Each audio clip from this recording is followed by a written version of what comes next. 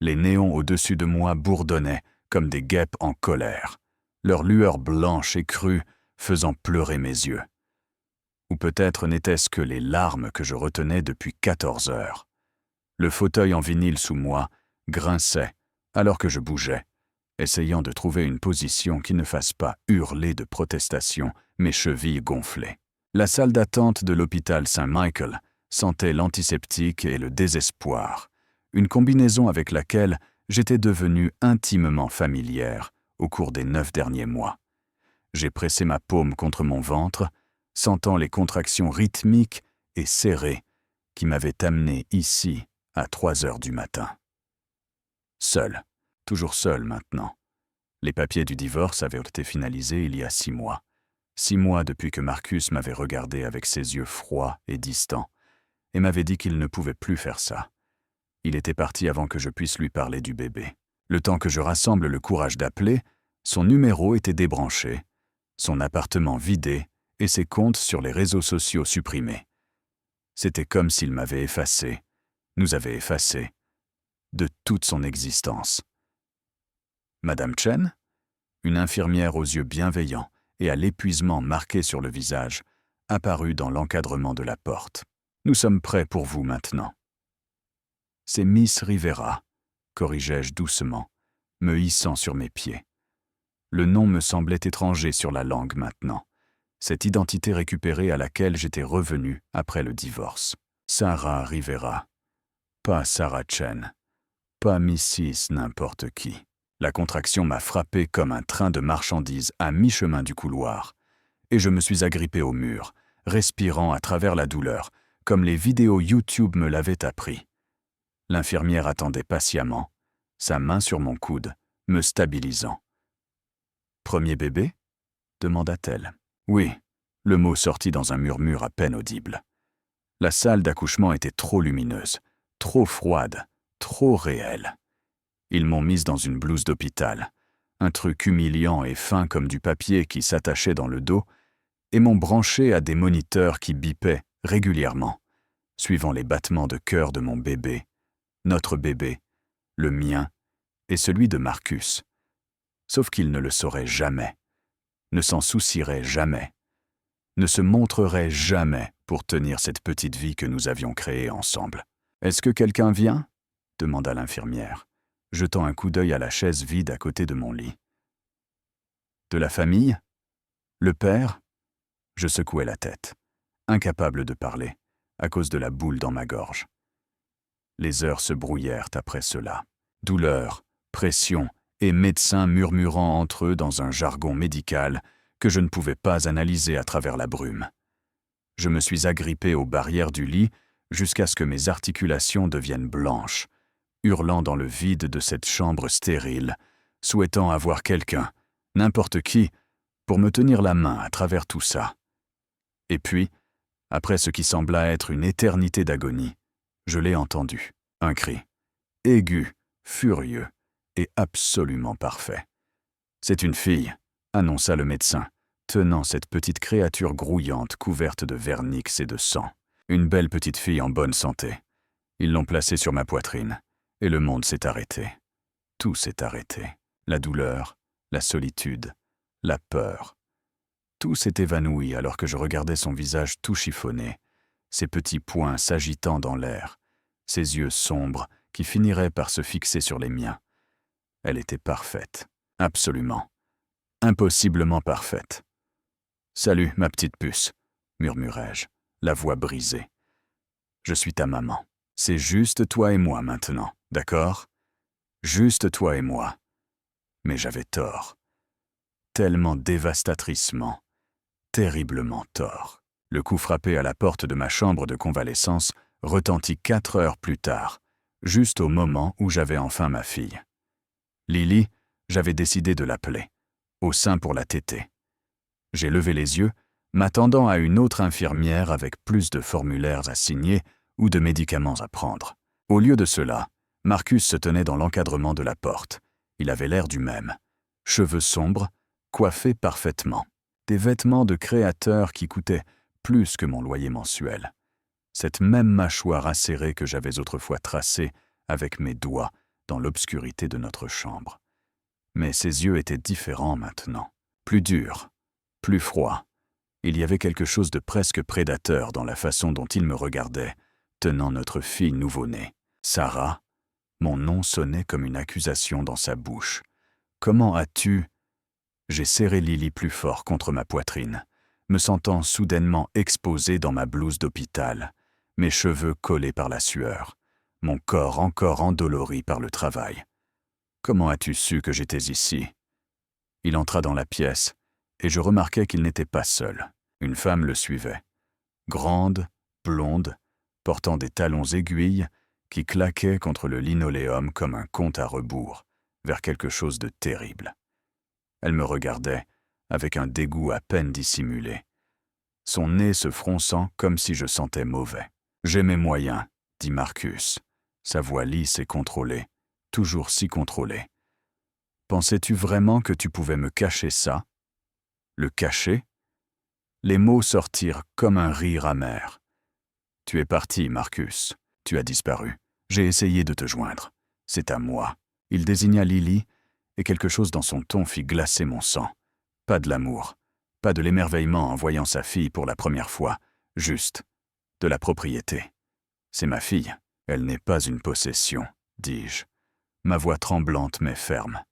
« Et tu as abandonné tout droit sur elle quand tu es parti. » La femme blonde, sa petite amie, nouvelle femme, se pencha et lui murmura quelque chose à l'oreille. L'expression de Marcus changea, quelque chose ressemblant presque à de la satisfaction traversant son visage. « En fait, Sarah, je n'ai rien abandonné. Nous étions encore mariés quand elle a été conçue. Cela signifie que j'ai des droits parentaux, une garde partagée au minimum. » Il sortit son téléphone, tapotant sur l'écran. J'ai déjà parlé à mon avocat. Les mots me frappèrent comme un coup physique. Garde. Il voulait la garde. Il m'avait abandonné, ghosté complètement. Et maintenant, il voulait me prendre ma petite fille. « Tu ne peux pas, commençai-je. » Mais la porte s'ouvrit à nouveau brusquement. Cette fois, un médecin entra. Pas celui qui avait mis Lily au monde, mais un homme plus âgé aux cheveux argentés, un presse-papier coincé sous le bras. Dr Patterson, selon son badge. Il regarda entre Marcus et moi avec une expression que je ne pouvais pas tout à fait déchiffrer. « Mademoiselle Rivera, je m'excuse pour l'intrusion, mais nous devons discuter de quelque chose d'assez urgent. » Ses yeux se tournèrent vers Marcus, en privé, si possible. « Tout ce que vous avez à lui dire, vous pouvez le dire devant moi, » intervint Marcus, s'approchant de mon lit. « Je suis le père. » Les sourcils du docteur Patterson se levèrent légèrement. « Ah bon? C'est intéressant, parce que le dépistage génétique que nous effectuons sur tous les nouveau-nés a signalé quelque chose d'inhabituel. Nous avons effectué des tests supplémentaires pour confirmer, et il ouvrit son presse-papier, parcourant le document. « Monsieur Chen, vous n'êtes définitivement pas le père biologique de cet enfant. » La pièce tomba dans le silence. Je fixai le médecin, mon cerveau refusant de traiter ce qu'il venait de dire. Pas le père? C'était impossible. Marcus était le seul homme avec qui j'avais jamais été. Le seul. Il n'y avait jamais eu personne d'autre. Quoi? Le mot sortit dans un murmure, à peine audible au-dessus des battements de mon cœur. Le visage de Marcus était devenu pâle, puis rouge, ses mains se serrant en poing à ses côtés. C'est impossible. Elle était fidèle. Je sais qu'elle était fidèle. Je ne fais que rapporter les faits médicaux, dit calmement le docteur Patterson. Les marqueurs génétiques ne correspondent pas. Cependant, il marqua une pause, et quelque chose dans son expression changea. De la tension, de la peur, presque. Il y a une correspondance dans notre base de données. L'ADN du père biologique est signalé dans notre système. Signalé, répétai-je. Qu'est-ce que cela signifie? Cela signifie, dit une nouvelle voix depuis l'encadrement de la porte, profonde et onctueuse comme un vieux whisky, que vous et moi devons avoir une conversation, Sarah. J'ai levé les yeux, et mon monde entier a basculé sur son axe. L'homme qui se tenait dans l'encadrement de la porte n'est pas seulement entré dans la pièce, il l'a commandé. Grand, large d'épaules, portant un costume noir qui coûtait probablement plus cher que tout ce que je possédais. Ses cheveux sombres étaient coiffés en arrière sur un visage qui aurait pu être sculpté dans le marbre. Des pommettes saillantes, une mâchoire forte, des lèvres pleines serrées en une ligne ferme. Mais ce furent ses yeux qui me coupèrent le souffle. Sombres, intenses et fixés uniquement sur moi, avec une expression qui fit frissonner ma peau entre peur et conscience. Derrière lui se tenaient 2 autres hommes, clairement des agents de sécurité. Ils portèrent des oreillettes et avaient le genre de posture qui criait l'entraînement militaire. L'un d'eux scanna la pièce systématiquement, sa main reposant près de sa veste d'une manière qui suggérait une arme dissimulée. « Qui diable êtes-vous » demanda Marcus, mais sa voix avait perdu sa confiance initiale. Il avait fait un pas en arrière. Je le remarquai. Loin de cet étranger. L'homme l'ignora complètement, son regard ne me quittant jamais, alors qu'il avançait plus loin dans la pièce, chaque pas délibéré et contrôlé. L'air semblait s'épaissir en sa présence, et je me surpris à serrer Lily plus fort. Un instinct, que je ne comprenais pas, me hurlant que cet homme était dangereux. « Mon nom est Dante Moretti », dit-il, et le nom m'envoya un frisson dans la colonne vertébrale. Je connaissais ce nom. Tout le monde dans la ville connaissait ce nom. La famille Moretti n'était pas seulement riche. Ils étaient intouchables, connectés. Il y avait des murmures sur leurs affaires, des rumeurs qui ne paraissaient jamais dans la presse parce que les journalistes qui creusaient trop avaient tendance à disparaître. « Je ne comprends pas », réussis-je à dire, ma voix tremblante. « Je ne vous ai jamais rencontré. Je n'ai jamais... » « Il y a 7 mois, » interrompit Dante, sa voix plus douce maintenant, mais non moins intense. « Le Grand Plaza Hotel. Le gala de charité pour la recherche sur le cancer des enfants. Vous y travaillez, n'est-ce pas? Servant des boissons dans cet uniforme noir qui était trop grand pour vous. » Le souvenir me percuta avec la force d'un raz-de-marée. Le gala. J'avais pris ce travail de traiteur pour gagner de l'argent supplémentaire après que Marcus avait commencé à rentrer de plus en plus tard, ses relevés de carte de crédit montrant des frais que je ne reconnaissais pas. Je portais un plateau de flûte de champagne à travers la salle de bal bondée quand quelqu'un m'a bousculé par derrière. Le plateau avait penché et j'avais trébuché en avant, les verres glissants, droit contre la poitrine de quelqu'un. Des mains puissantes m'avaient rattrapé, m'avaient stabilisé. J'avais levé les yeux vers des yeux sombres et senti quelque chose d'électrique passer entre nous. Il avait souri. Un vrai sourire, pas le genre pratiqué que les gens riches donnaient aux serveurs, et m'avait dit de ne pas m'inquiéter pour sa chemise. « C'est juste du tissu », avait-il dit. « Est-ce que vous allez bien ?» J'avais hoché la tête, mortifié, reculant déjà et m'excusant profusément. Mais il avait gardé sa main sur mon bras, juste une seconde de plus que nécessaire, son pouce effleurant l'intérieur de mon poignet, là où mon pouls s'emballait. « Quel était votre nom ?» avait-il demandé. « Sarah », avais-je murmuré. Et puis quelqu'un avait appelé son nom Dante, et il avait été entraîné dans la foule.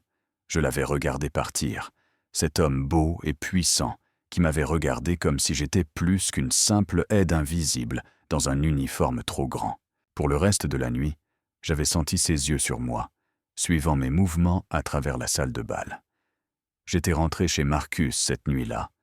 Je m'étais glissé dans le lit à côté de lui, et j'avais essayé d'oublier la façon dont le contact d'un étranger m'avait fait me sentir plus vu que celui de mon propre mari. « Je me souviens », murmurai-je maintenant, regardant Dante Moretti debout dans ma chambre d'hôpital, prétendant être le père de ma fille. Mais nous n'avons jamais, je veux dire, rien ne s'est passé.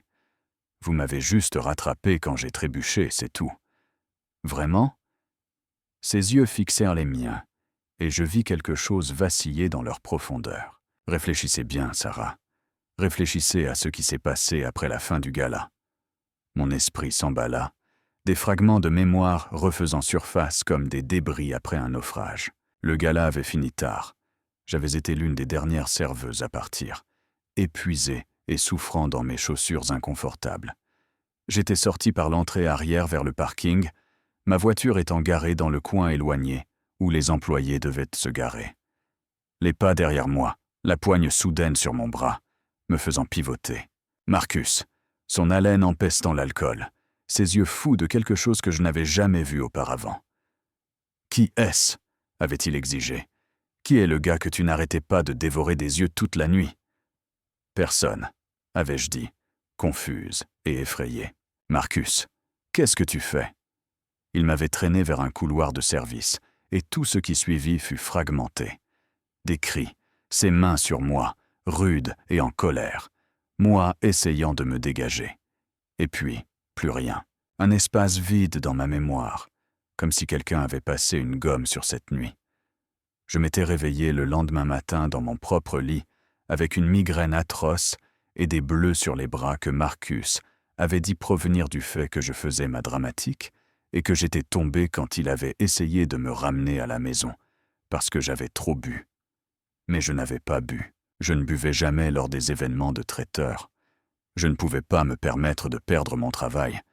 Je ne me souviens pas, dis-je lentement, mon cœur tambourinant contre mes côtes. Après le gala, je ne sais pas, il y a un trou. Je pensais que j'étais juste fatigué, mais... La mâchoire de Dante se crispa, et pour la première fois, je vis une pure rage traverser son visage. C'était là et disparu en un instant, remplacé par ce masque contrôlé. Mais c'était réel, terrifiant et d'une certaine manière protecteur. « Docteur Patterson, » dit Dante, sans quitter mes yeux des siens. « Est-ce que cela vous dérangerait de nous laisser la pièce, Monsieur Chen également?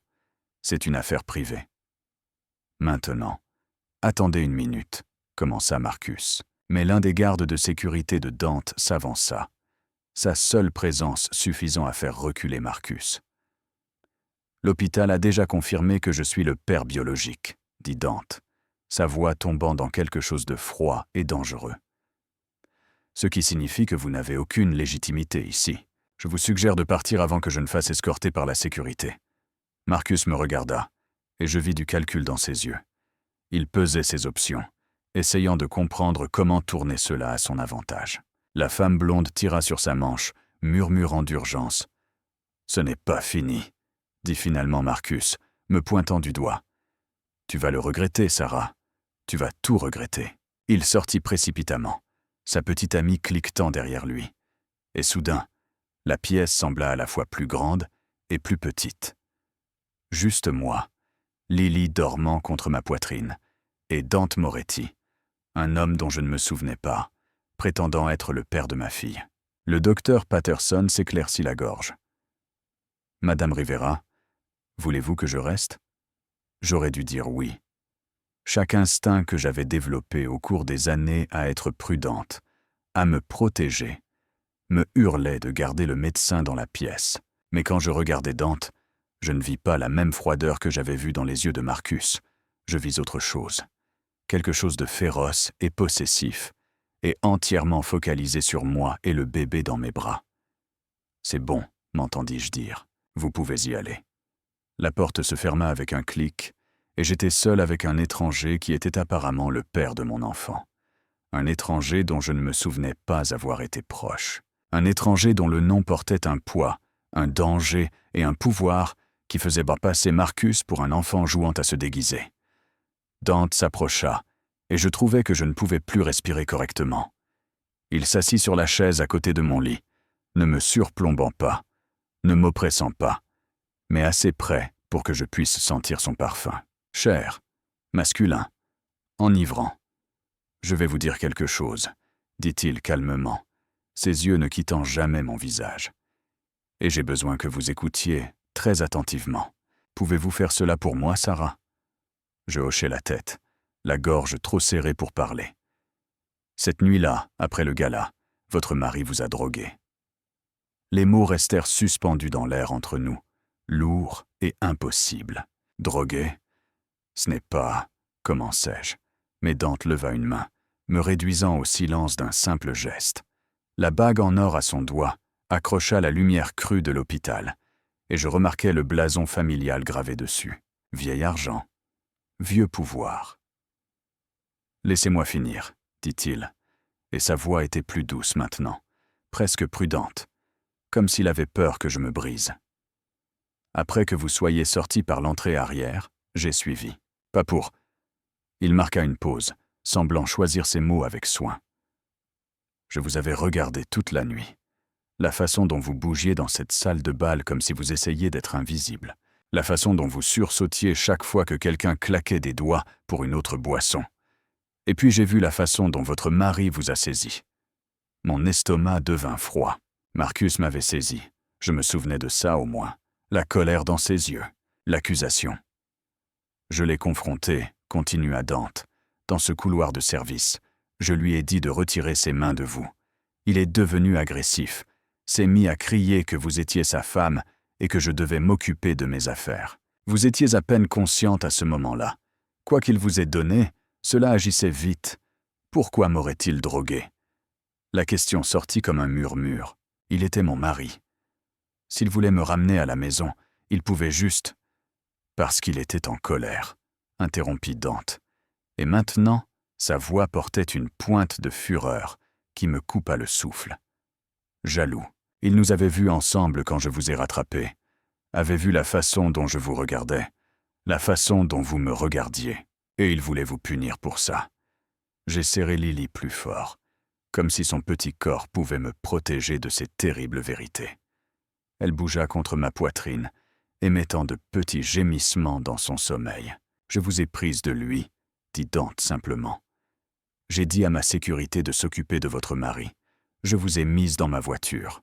Vous perdiez et repreniez conscience, marmonnant que vous deviez rentrer chez vous, que Marcus serait en colère si vous n'étiez pas là quand il reviendrait. Je vous ai emmené à mon penthouse à la place. J'ai fait examiner votre sang par mon médecin privé pour m'assurer que ce qu'il vous avait donné n'allait pas causer de dommages permanents. Mon esprit vacillait, essayant de traiter ces informations, essayant de les réconcilier avec l'espace vide dans ma mémoire. Je ne me souviens de rien de tout ça. La drogue qu'il a utilisée provoque une amnésie temporaire, du rohypnol, très probablement. Mon médecin l'a confirmé par vos analyses de sang. Les mains de Dante se serrèrent en poing sur ses genoux, et je vis sa mâchoire travailler. Vous êtes resté dans ma chambre d'amis cette nuit-là. Je me suis assis devant votre porte pour m'assurer que vous étiez en sécurité. Le matin, vous vous êtes réveillée confuse, effrayée. Vous ne vous souveniez pas de la fin du gala. Vous ne vous souveniez pas que votre mari vous avait attaqué. Vous ne vous souveniez pas que je vous avais mise en sécurité. Alors comment? Je ne pus finir la phrase. Comment avons-nous fini par concevoir Lily? Les yeux de Dante rencontrèrent les miens, et j'y vis quelque chose de brut et d'honnête. Vous êtes sorti de la chambre d'amis vers l'aube. Vous m'avez trouvé dans le salon. Vous étiez encore désorienté, mais vous pleuriez. Vous disiez que vous vous souveniez de morceaux. Des mains de Marcus sur vous, de sa colère. Vous m'avez demandé pourquoi quelqu'un qui était censé vous aimer vous ferait du mal comme ça. Il fit une pause, et je regardais sa gorge travailler alors qu'il déglutissait. J'aurais dû vous appeler une voiture. J'aurais dû demander à mon chauffeur de vous ramener. Mais vous m'avez regardé avec ses yeux, les mêmes yeux qui me regardent en ce moment. Et vous m'avez demandé de vous faire oublier. Juste pour un petit moment. Vous m'avez demandé de vous aider à ressentir autre chose que de la peur et de la douleur. La chaleur monta à mes joues, alors que la compréhension se faisait. Nous avons couché ensemble. Oui. Pas d'excuse dans sa voix, pas de honte, juste une simple reconnaissance. Et puis vous êtes parti. Vous vous êtes habillé. Vous avez appelé un taxi avant que je puisse vous arrêter. Le temps que je descende, vous étiez parti. J'ai essayé de vous retrouver, Sarah. J'ai passé des semaines à essayer de remonter votre trace. Mais vous m'aviez donné un faux nom cette nuit-là au gala. Vous aviez dit que votre nom était Sarah Martinez, pas Rivera, et vous aviez quitté l'entreprise de traiteur le lendemain. Je suis parti parce que Marcus m'a dit que je l'avais embarrassé au gala en me saoulant. Dis-je, le souvenir refaisant surface à travers le brouillard. Il a dit que l'entreprise de traiteur s'était plainte de mon comportement. J'avais tellement honte. J'ai démissionné avant qu'il ne puisse me renvoyer. Il vous a menti.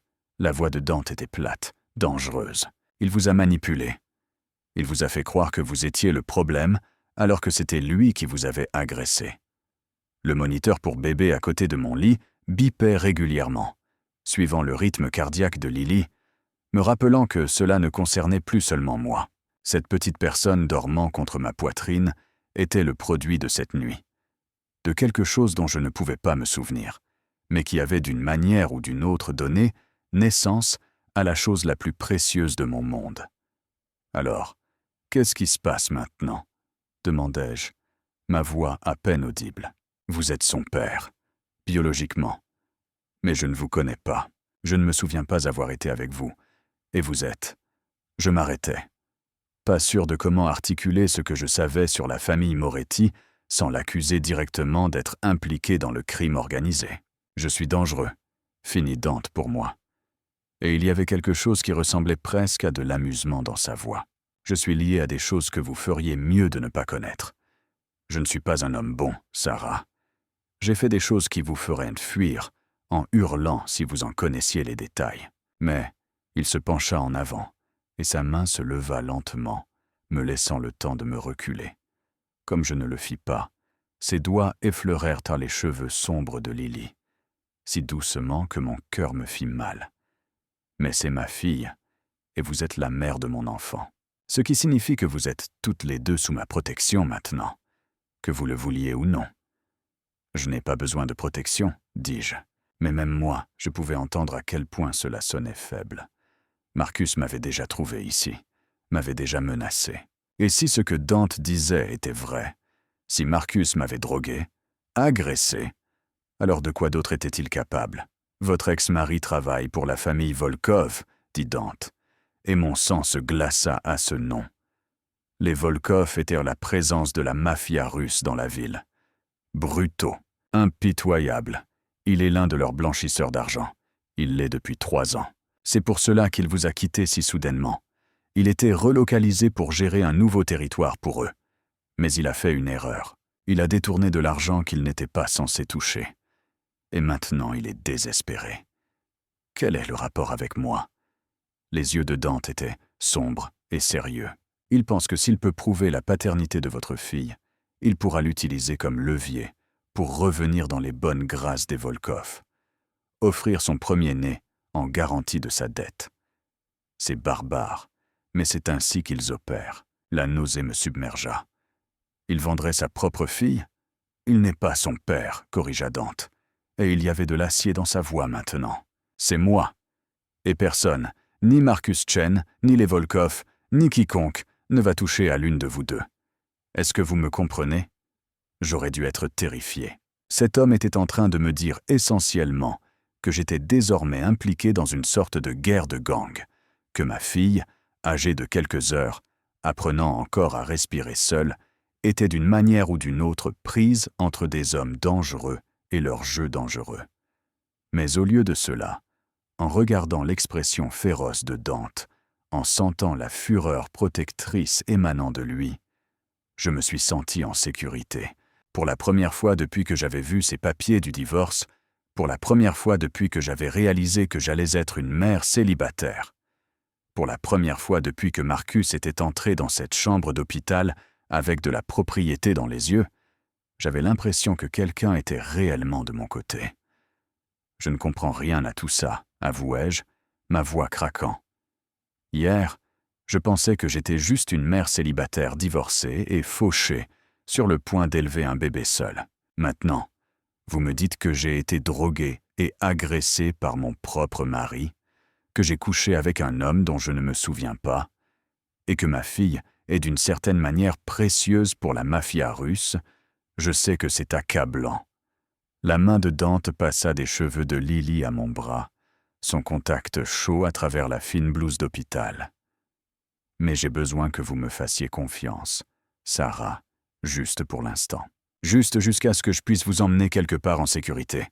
En sécurité où ? J'ai un appartement. J'ai un travail où je dois retourner. Votre appartement est surveillé. J'ai demandé à mes gens de vérifier avant de venir ici. 3 hommes de Volkov dans une voiture de l'autre côté de la rue. Et votre travail ? Il sortit son téléphone, appuya sur quelques boutons, puis me montra l'écran. Votre patron a reçu un appel ce matin de quelqu'un prétendant être votre avocat, disant que vous poursuiviez l'entreprise pour discrimination liée à la grossesse et réclamant un arrangement. Votre poste a été supprimé. L'email sur son écran provenait de mon manager. Objet. Licenciement immédiat. Mes mains se mirent à trembler. Marcus, murmurai-je, il détruit tout. Il essaie de vous isoler, de vous rendre désespéré, de vous rendre vulnérable pour que vous reveniez vers lui. Le laisser utiliser Lily comme monnaie d'échange. Dante empocha son téléphone et se leva, dominant le lit d'hôpital. Il a fait une erreur critique. Laquelle? Il s'en est pris à ce qui est à moi. Le sens de la propriété dans ces mots aurait dû m'effrayer, aurait dû faire surgir tous les signaux d'alarme imaginables. Mais au lieu de cela, de la chaleur se répandit dans ma poitrine, quelque chose de primaire et d'instinctif, reconnaissant la revendication dans sa voix. « Je vous connais à peine, dis-je, mais cela sonnait faible même à mes propres oreilles. Vous me connaissiez assez bien il y a 7 mois, répondit Dante, et il y avait de la chaleur dans son regard maintenant. Quelque chose qui fit monter la rougeur à ma peau malgré tout. Votre corps se souvient de moi, même si votre esprit ne s'en souvient pas. Et que vous le croyiez ou non, Sarah, vous êtes à moi. Vous êtes devenue mienne au moment où vous m'avez demandé de vous faire oublier, au moment où vous m'avez confié votre douleur. Et maintenant, ses yeux descendirent vers Lily, et son expression s'adoucit d'une manière qui transforma tout son visage. Maintenant, vous m'avez donné une fille. Avez-vous la moindre idée de ce que cela signifie pour un homme comme moi? Je secouai la tête, muette. Cela signifie que je brûlerai cette ville entière avant de laisser quiconque faire du mal à l'une de vous deux. Cela signifie chaque ressource que je possède, chaque connexion, chaque personne qui me doit une faveur. Tout cela vous appartient maintenant, à elle.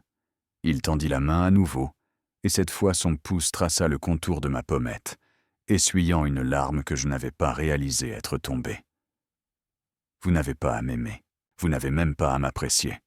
Mais vous allez me laisser vous protéger, parce que l'alternative est de regarder Marcus remettre notre fille à des hommes qui font du trafic d'enfants pour le profit.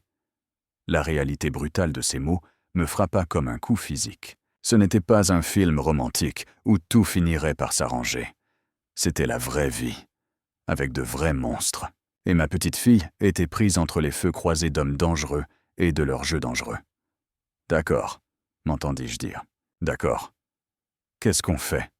Un soulagement traversa le visage de Dante, là et disparut en un instant.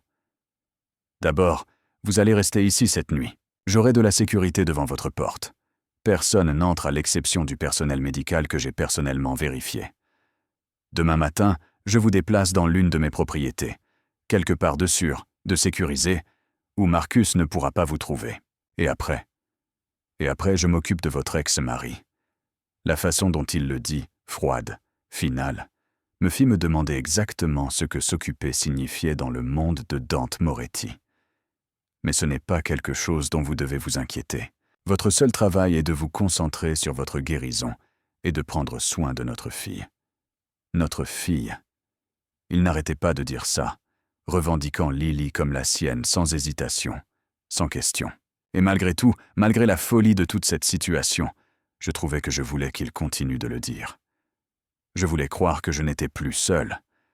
Un coup frappé à la porte nous interrompit. Dante bougea avec une vitesse fulgurante, se positionnant entre moi et l'entrée, sa main se déplaçant vers sa veste de la même manière que ses gardes de sécurité plus tôt. Définitivement un pistolet. « C'est juste l'infirmière », fit une voix féminine. « Je dois vérifier le bébé et prendre les constantes de la maman. » Dante se détendit marginalement, mais ne bougea pas de sa posture protectrice jusqu'à ce que l'infirmière, la même femme au visage bienveillant de la veille, entre avec un chariot roulant de fournitures médicales. Ses yeux s'agrandirent quand elle vit Dante, la reconnaissance traversant son visage. Tout le monde connaissait les Moretti, mais elle composa rapidement son expression et se tourna vers moi avec un sourire professionnel. « Comment nous sentons-nous, maman? Est-ce qu'elle prend bien le sein ?» Les 20 minutes suivantes passèrent dans un flou de vérification médicale et d'instruction. L'infirmière examina Lily, la déclara parfaite et en bonne santé, puis vérifia mon site d'incision, là où ils avaient dû faire une césarienne d'urgence pendant l'accouchement. J'avais oublié cette partie, la chute soudaine du rythme cardiaque de Lily, les décisions précipitées, la vitesse terrifiante avec laquelle ils m'avaient préparé pour la chirurgie. Pendant tout ce temps, Dante se tenait près de la fenêtre, son téléphone pressé contre son oreille, parlant dans un italien rapide et bas à quiconque était à l'autre bout. J'attrapais des fragments. Extraction immédiate, dispositif de sécurité complet, éliminer la menace, et décider que je ferais mieux de ne pas connaître les détails. Quand l'infirmière finit par partir, Dante revint à mon chevet. Mes hommes sécurisent la propriété maintenant. C'est à l'extérieur de la ville, sur un domaine privé, fermé, gardé, complètement isolé. Vous aurez tout ce dont vous avez besoin. Une chambre de bébé, du matériel médical, une aide 24 heures sur 24 si vous le souhaitez. Ça ressemble à une prison, dis-je doucement. C'est un sanctuaire, corrigea-t-il. Une prison est un endroit qu'on ne peut pas quitter. Vous êtes libre de partir quand vous voulez, Sarah. Mais si vous quittez ma protection, je ne peux pas garantir votre sécurité, ni la sienne. Comme pour confirmer ses dires, Lily commença à s'agiter, son petit visage se fronçant alors qu'elle commençait à pleurer. Instinctivement, j'ajustais sa position, essayant de l'apaiser. Mais mon corps était épuisé, mes bras tremblaient sous l'effort de la porter. « Ici », dit Dante doucement, et avant que je puisse protester, il l'attendait vers lui. « Laissez-moi », j'aurais dû refuser. J'aurais dû garder ma fille et tenir cet étranger dangereux à distance. Mais j'étais si fatigué, et il regardait Lily avec un tel émerveillement, une telle fureur protectrice, que je me surpris à transférer soigneusement Lily dans ses bras. Il la tenait comme si elle était faite de verre, soutenant sa tête d'une main large, berçant son corps contre sa poitrine de l'autre. Et alors que je regardais cet homme puissant et dangereux bercer doucement ma fille nouveau-née, lui murmurant en italien des mots que je ne comprenais pas, mais qui sonnaient comme des promesses, quelque chose à l'intérieur de moi se brisa. « Mia piccola principessa » murmura-t-il. « Ma petite princesse, personne ne te fera jamais de mal, je le jure sur ma vie. » Lily se calma dans ses bras, ses pleurs se transformant en petits hoquets, alors qu'elle fixait son visage de ses yeux de nouveau-né, encore flous. Et Dante sourit, un vrai sourire sincère qui transforma tout son visage en quelque chose de beau et presque juvénile. « Elle est parfaite », dit-il en me regardant. « Vous avez fait quelque chose de parfait, Sarah. »« Nous l'avons faite », corrigeai-je doucement, et quelque chose de chaud et d'intense brilla dans ses yeux à ces mots. « Oui », acquiesça-t-il, « nous l'avons faite. » La lumière du matin filtrait à travers les stores de l'hôpital en bandes pâles, peignant la pièce de nuances d'or et de gris. J'avais à peine dormi. Chaque fois que je fermais les yeux, je voyais le visage de Marcus, tordu par la rage et la propriété. Ou je voyais Dante, ce bel étranger, qui était d'une manière ou d'une autre devenu le père de mon enfant, tenant Lily avec une telle tendresse que ma poitrine me faisait physiquement mal. Deux hommes se tenaient maintenant devant ma porte, la sécurité de Dante. L'un était grand et large d'épaules, avec une cicatrice traversant son sourcil gauche.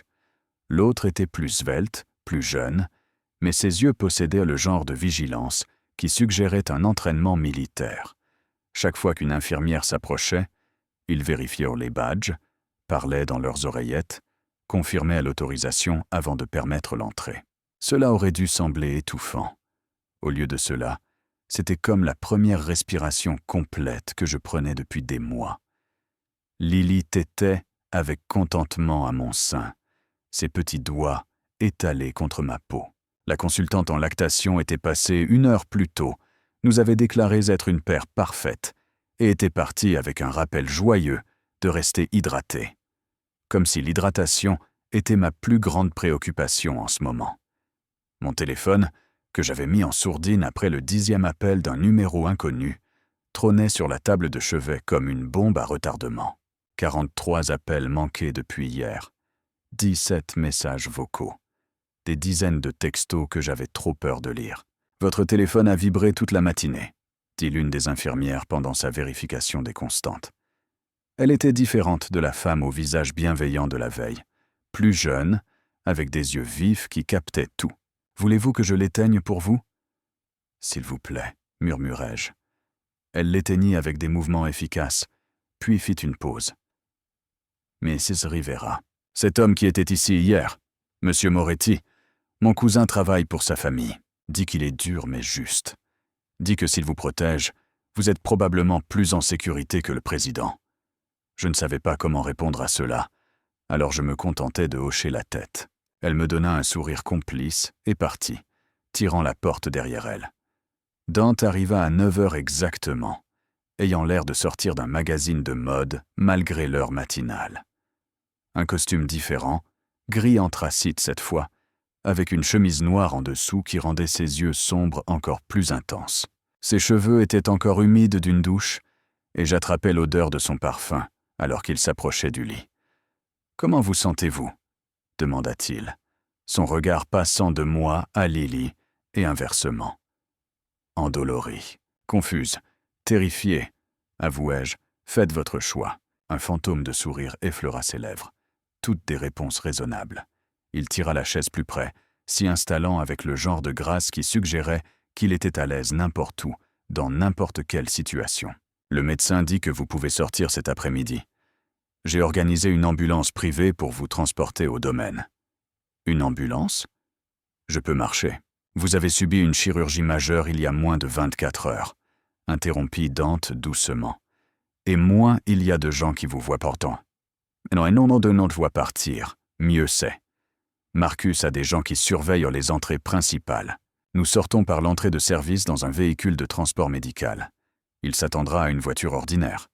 Le niveau de planification, l'attention aux détails, cela aurait dû m'impressionner. Au lieu de cela renforçait juste à quel point j'étais hors de mon élément. Vous avez déjà fait ça, déplacer des gens qui avaient trop besoin de disparaître. Ce n'était pas une question, et Dante ne la traita pas comme telle. Oui. Est-ce qu'ils ont survécu ?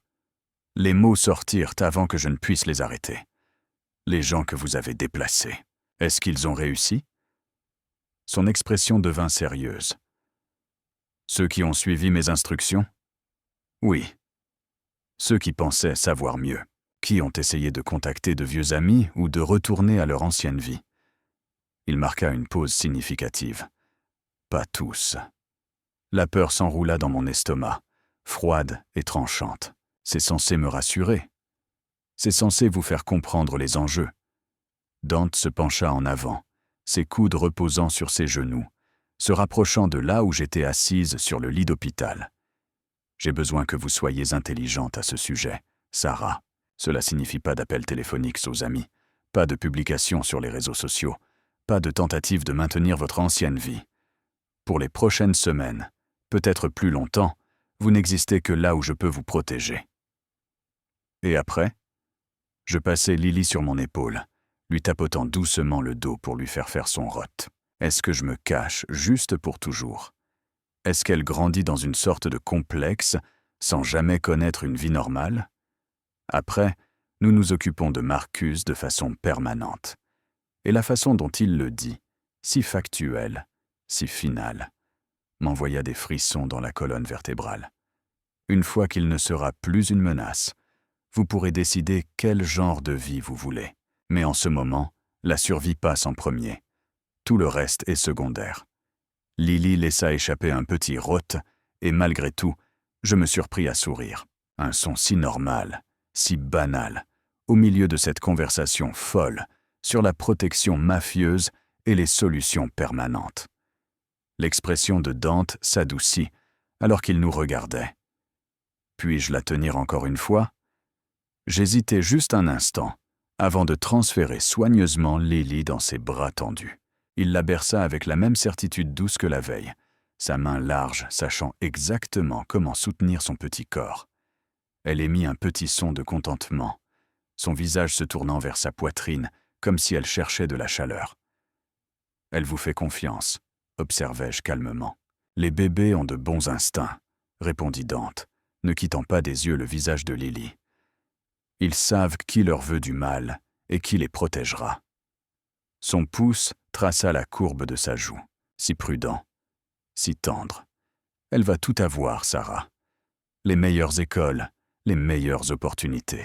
Elle ne manquera jamais de rien, sauf d'une vie normale, dis-je, incapable de garder l'amertume hors de ma voix. Sauf de parents qui sont réellement ensemble, qui se sont choisis l'un l'autre, qui quoi? Les yeux de Dante se fixèrent sur les miens, et il y avait un défi en eux maintenant. Qui s'aime? Comment cela a-t-il fonctionné avec Marcus? Il vous a choisi, épousé, puis vous a drogué et abandonné. Parfois, le chemin conventionnel n'est pas le plus sûr. Il n'avait pas tort, mais cela ne rendait pas cette situation moins terrifiante. Je ne vous connais même pas, alors apprenez à me connaître, dit-il simplement, comme si c'était si facile. Nous avons du temps. Vous allez être au domaine pendant des semaines, au minimum. Posez-moi toutes les questions que vous voulez. Je le regardais. Cet homme puissant et dangereux tenant ma fille nouveau-née comme si elle était la chose la plus précieuse au monde, et des dizaines de questions se bousculèrent dans mon esprit. Mais une seule semblait importante à ce moment-là. « Pourquoi m'avez-vous aidé cette nuit-là » demandai-je doucement. « Au gala. Vous auriez pu simplement partir, laisser Marcus me ramener à la maison. Pourquoi ne l'avez-vous pas fait » Dante resta silencieux un long moment, son regard lointain, se souvenant. « Savez-vous ce que j'ai vu quand je vous ai regardé cette nuit-là? Pas seulement une belle femme, bien que vous l'étiez. Êtes, corrigea-t-il, et la chaleur envahit mes joues. J'ai vu quelqu'un qui avait appris à se faire petite, qui sursautait aux voix fortes et s'excusait d'exister. Je l'ai reconnu parce que j'ai grandi avec des femmes comme ça. Ma mère, mes tantes, elles ont appris à disparaître pour survivre. Sa mâchoire se crispa, et je vis une vieille colère là, soigneusement contrôlée. Quand j'ai vu votre mari vous saisir, vu la façon dont vous essayiez de vous dégager sans y parvenir, quelque chose en moi a juste craqué. Personne n'allait vous faire du mal tant que j'étais là pour l'empêcher. Et puis quand j'ai réalisé qu'il vous avait drogué, qu'il l'avait fait délibérément pour vous punir d'un crime que vous n'aviez même pas commis. Il s'arrêta, prenant une inspiration visible. Je ne pouvais pas vous laisser repartir avec lui. Je ne pouvais pas vous renvoyer dans cette maison où il pourrait vous faire plus de mal. Alors vous m'avez ramené à la maison à la place, dis-je, rassemblant les pièces du puzzle, gardé en sécurité. Et le matin, je vous ai demandé de... Vous m'avez demandé de vous aider à oublier, finit Dante. Et j'aurais dû dire non. J'aurais dû être plus fort. Mais vous m'avez regardé avec tant de douleur, tant de besoin de ressentir autre chose que de la peur. Et j'ai... Il secoua la tête. Je vous voulais. Je vous avais voulu dès l'instant où vous aviez trébuché sur moi avec ce plateau de champagne. Alors je me suis laissé vous avoir, même si je savais que c'était égoïste. Même si je savais que vous n'étiez pas en état de prendre des décisions claires. L'honnêteté dans ses mots, la crudité, fit bouger quelque chose dans ma poitrine. Il ne cherchait pas d'excuses, ou ne tentait pas de se peindre en héros. Il admettait sa propre faiblesse, son propre désir, et d'une certaine manière, cela le rendait plus réel, plus digne de confiance. Je ne m'en souviens pas, avouai-je, et il y avait de la peine dans ma voix. Je ne me souviens pas avoir été avec vous. Je ne me souviens pas de ce que j'ai ressenti, ni de ce que nous nous sommes dit. Toute cette nuit est juste partie. Je me souviens assez pour nous deux. La voix de Dante était basse, intime. Vous étiez magnifique, réactive. Vous avez pleuré après, mais pas de douleur. De soulagement, avez-vous dit, comme si quelque chose en vous qui avait été enfermé s'était enfin libéré. Mon souffle se coupa, et je sentis les larmes piquer mes yeux. Savoir que quelque part dans mes souvenirs perdus se trouvait un moment de plaisir authentique, de connexion. C'était à la fois réconfortant et dévastateur. J'aimerais pouvoir me souvenir, murmurai-je. C'est peut-être mieux ainsi. Dante déplaça Lily avec précaution, la calant plus sûrement contre sa poitrine. De cette façon, il n'y a pas d'histoire qui nous pèse, pas d'attente ou de déception. Nous repartons à zéro. Nous apprenons à nous connaître tels que nous sommes maintenant, avec elle comme raison d'être. Un coup à la porte nous interrompit. Le garde de sécurité balafré, j'avais appris que son nom était Marco, se pencha. « Patron, on a une situation. » Toute l'attitude de Dante changea en un instant. Le père Doux disparut, remplacé par quelque chose de froid et de commandant. Quel genre de situation? Chen est devant l'entrée principale avec 2 hommes de main de Volkov. Ils exigent de voir Miss Rivera et le bébé. La sécurité de l'hôpital gagne du temps, mais préparez-la à bouger. Maintenant. Dante se leva avec fluidité, me transférant Lily à nouveau, avec une aisance pratiquée. Nous sortons par l'entrée de service dans 5 minutes. Préparez l'ambulance. Monsieur? Marco hésita. Ils couvrent aussi l'entrée de service. Quelqu'un les a tuyautés pour le transport privé. L'expression de Dante devint meurtrière. Alors on monte, répétai-je, la peur montant en moi. Le toit. Dante était déjà en train de bouger, sortant son téléphone et aboyant des ordres dans un italien rapide. « J'ai un hélicoptère en attente. Nous ferons l'extraction par là. » Un hélicoptère? Ma voix monta trop haut, paniqué. Je viens d'être opéré. J'ai un nouveau-né, on ne peut pas. On peut et on va le faire. La main de Dante encadra mon visage, me forçant à rencontrer ses yeux. « Sarah, écoutez-moi. Si Marcus vous atteint, si les Volkov mettent la main sur Lily, vous ne la reverrez jamais. Est-ce que vous comprenez? Ils la prendront, et vous passerez le reste de votre vie à vous demander où est votre fille, ce qu'ils lui font. Est-ce que c'est ce que vous voulez? Non. Le mot sortit comme un sanglot. Non. S'il vous plaît, alors faites-moi confiance. Son pouce essuya les larmes sur mes joues. Faites-moi confiance pour vous garder toutes les deux en sécurité. Pouvez-vous faire ça? Je regardai dans ses yeux sombres et j'y vis une certitude absolue. Cet homme qui m'avait sauvé une fois déjà, qui m'avait donné une enfant que je ne me souvenais pas avoir conçue, qui se tenait maintenant entre moi et des monstres dont j'ignorais l'existence. Oui, murmurai-je. Oui. Je vous fais confiance. Bien. Il déposa un baiser rapide et farouche sur mon front, puis se tourna vers Marco. Prenez un fauteuil roulant. On bouge dans 2 minutes. Et Marco, quiconque essaie de nous arrêter ne repart pas debout, clair? Limpide, patron. Ce qui suivit fut un flou de chaos contrôlé. Des infirmières apparurent avec un fauteuil roulant, leur visage pâle mais professionnel. Quelqu'un enveloppa Lily dans des couvertures supplémentaires, pendant qu'on m'aidait à mettre une robe de chambre sur ma blouse d'hôpital. Mes jambes tremblaient, alors que je me levais pour la première fois depuis la chirurgie, la douleur me lançant dans l'abdomen. Mais le bras de Dante était là, me soutenant, me gardant debout. « Je vous tiens », murmura-t-il contre mon oreille. « Tenez juste, Lily, je m'occupe du reste. » Ils m'installèrent dans le fauteuil roulant avec Lily bercée sur mes genoux. Dante se positionna derrière moi, une main sur la poignée du fauteuil, l'autre à l'intérieur de sa veste, là où je savais que son arme reposait. Marco et l'autre garde, Alessandro, j'avais entendu Dante l'appeler ainsi, nous flanquaient, leurs propres mains près de leurs armes. Nous avançâmes à travers les couloirs, à un rythme soutenu, prenant des ascenseurs de service et des couloirs dérobés dont j'ignorais l'existence. 2 fois nous entendîmes des voix fortes, des sons de confrontation, mais les hommes de Dante nous dirigèrent ailleurs, avant que nous ne rencontrions quiconque causait le tumulte. « On y est presque », dit Dante, alors que nous approchions d'une cage d'escalier marquée. « Accès au toit, personnel autorisé uniquement.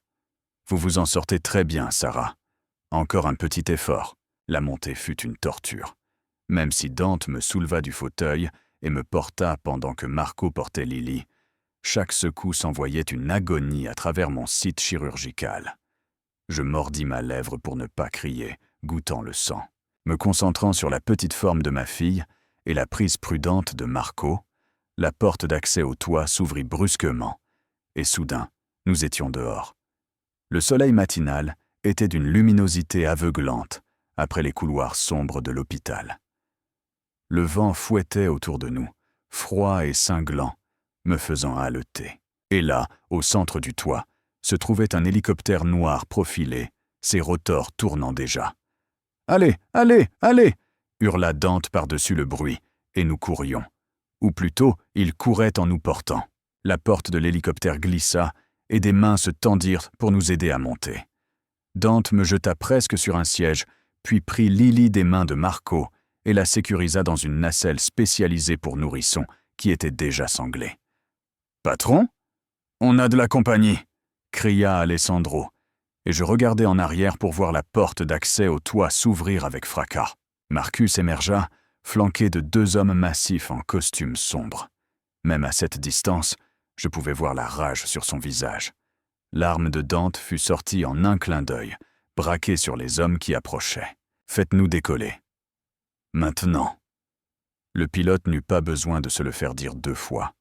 L'hélicoptère s'éleva et mon estomac se noua alors que nous montions dans le ciel. À travers la vitre, je regardais Marcus courir vers nous, criant quelque chose que je ne pouvais pas entendre à cause du bruit des rotors. Il avait l'air furieux, désespéré, dangereux. Et puis nous étions trop haut, trop loin, et il n'était plus qu'une petite silhouette sur le toit d'un hôpital, devenant plus petit de seconde en seconde. Dante se glissa sur le siège à côté de moi, son arme toujours à la main, ses yeux scannant la ville en dessous pendant que nous montions plus haut. « Ça va ?» J'eus envie de rire de l'absurdité de la question. Je venais de m'échapper d'un hôpital dans une extraction dramatique en hélicoptère, fuyant mon ex-mari et des mafieux russes qui voulaient apparemment trafiquer ma fille nouveau-née. Rien dans tout cela n'allait, mais quand je regardais Lily, dormant paisiblement dans sa nacelle spécialisée malgré le bruit et le mouvement, quelque chose s'apaisa dans ma poitrine. Elle était en sécurité. Nous étions en sécurité. Pour l'instant, cela devait suffire. « Ça va », dis-je, et je le pensais vraiment. La main de Dante trouva la mienne, ses doigts s'entrelaçant aux miens avec une douceur surprenante. « Le domaine est à 30 minutes d'ici. Une fois que nous aurons atterri, vous pourrez vous reposer, récupérer, et je vous le promets, Sarah, personne ne passera ma sécurité. Ni Marcus, ni les Volkov, ni personne. » Je serrai sa main, puisant de la force dans sa certitude. En dessous de nous, la ville s'étendait comme un paysage de jouets, avec ses petits bâtiments et ses rues sinueuses. Quelque part là-bas se trouvait mon vieil appartement, avec mes maigres possessions, mon ancien travail que j'avais perdu, ma vieille vie qui avait été construite sur des mensonges et une fausse sécurité. Cette vie était partie maintenant, morte et enterrée, avec mon mariage et ma croyance naïve que je pouvais simplement exister tranquillement en marge du monde. Maintenant, je survolais la ville dans un hélicoptère privé, tenant la main d'un chef mafieux, fuyant vers un avenir incertain avec une fille que je venais à peine de rencontrer. Cela aurait dû être terrifiant. Au lieu de cela, en regardant le profil de Dante alors qu'il fixait la fenêtre, voyant la tension protectrice dans ses épaules, sentant la chaleur solide de sa main dans la mienne, je ressentis quelque chose que je n'avais pas ressenti depuis des années. Je ressentis de l'espoir. Le domaine se matérialisa en dessous de nous, comme quelque chose sorti d'un rêve, ou peut-être d'un conte de fées, bien que je ne sois pas encore sûr s'il s'agissait du genre avec une fin heureuse. De vastes jardins entouraient un manoir en pierre, qui semblait avoir été transplanté directement de la campagne italienne. De hauts murs encerclaient toute la propriété, et je pouvais voir des gardes armés, positionnés à intervalles réguliers le long du périmètre. Une cage dorée, pensai-je, puis je me sentis immédiatement coupable. Ces gens nous protégeaient. C'était un sanctuaire, pas une prison. L'hélicoptère se posa sur une hélisurface privée, près de la maison principale, et dès que les rotors commencèrent à ralentir, Dante fut en mouvement. Il déboucla la nacelle de Lily avec une efficacité pratiquée. Avait-il fait des recherches sur les sièges de sécurité pour nourrissons? Et la souleva, la berçant contre sa poitrine, avant de se tourner pour m'aider. Doucement, murmura-t-il, alors que j'essayais de me lever. Mes jambes se dérobèrent presque, la douleur de l'opération faisant tout tourbillonner. Le bras de Dante s'enroula autour de ma taille, soutenant la majeure partie de mon poids. « Je vous tiens. » Une femme apparut à côté de nous, la cinquantaine, des cheveux argentés attachés en un chignon élégant, portant un pantalon sombre et un chemisier crème. Son visage était bienveillant, mais professionnel, et elle m'évalua immédiatement avec l'œil exercé de quelqu'un qui avait déjà traité des personnes traumatisées. « Mademoiselle Rivera, je suis Elena.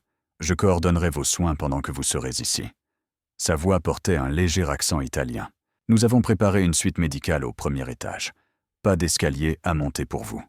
Le docteur Castellano est en attente pour vous examiner, vous et le bébé. Je viens de quitter l'hôpital, protestai-je faiblement, mais Elena nous guidait déjà vers la maison avec Dante de l'autre côté. Les médecins de l'hôpital sont compétents, dit-elle diplomatiquement, mais le docteur Castellano est avec la famille Moretti depuis 30 ans.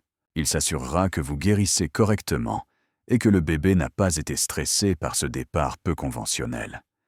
L'intérieur du manoir était à couper le souffle, tout en sol de marbre et plafond voûté, avec des œuvres d'art qui semblaient de qualité muséale ornant les murs.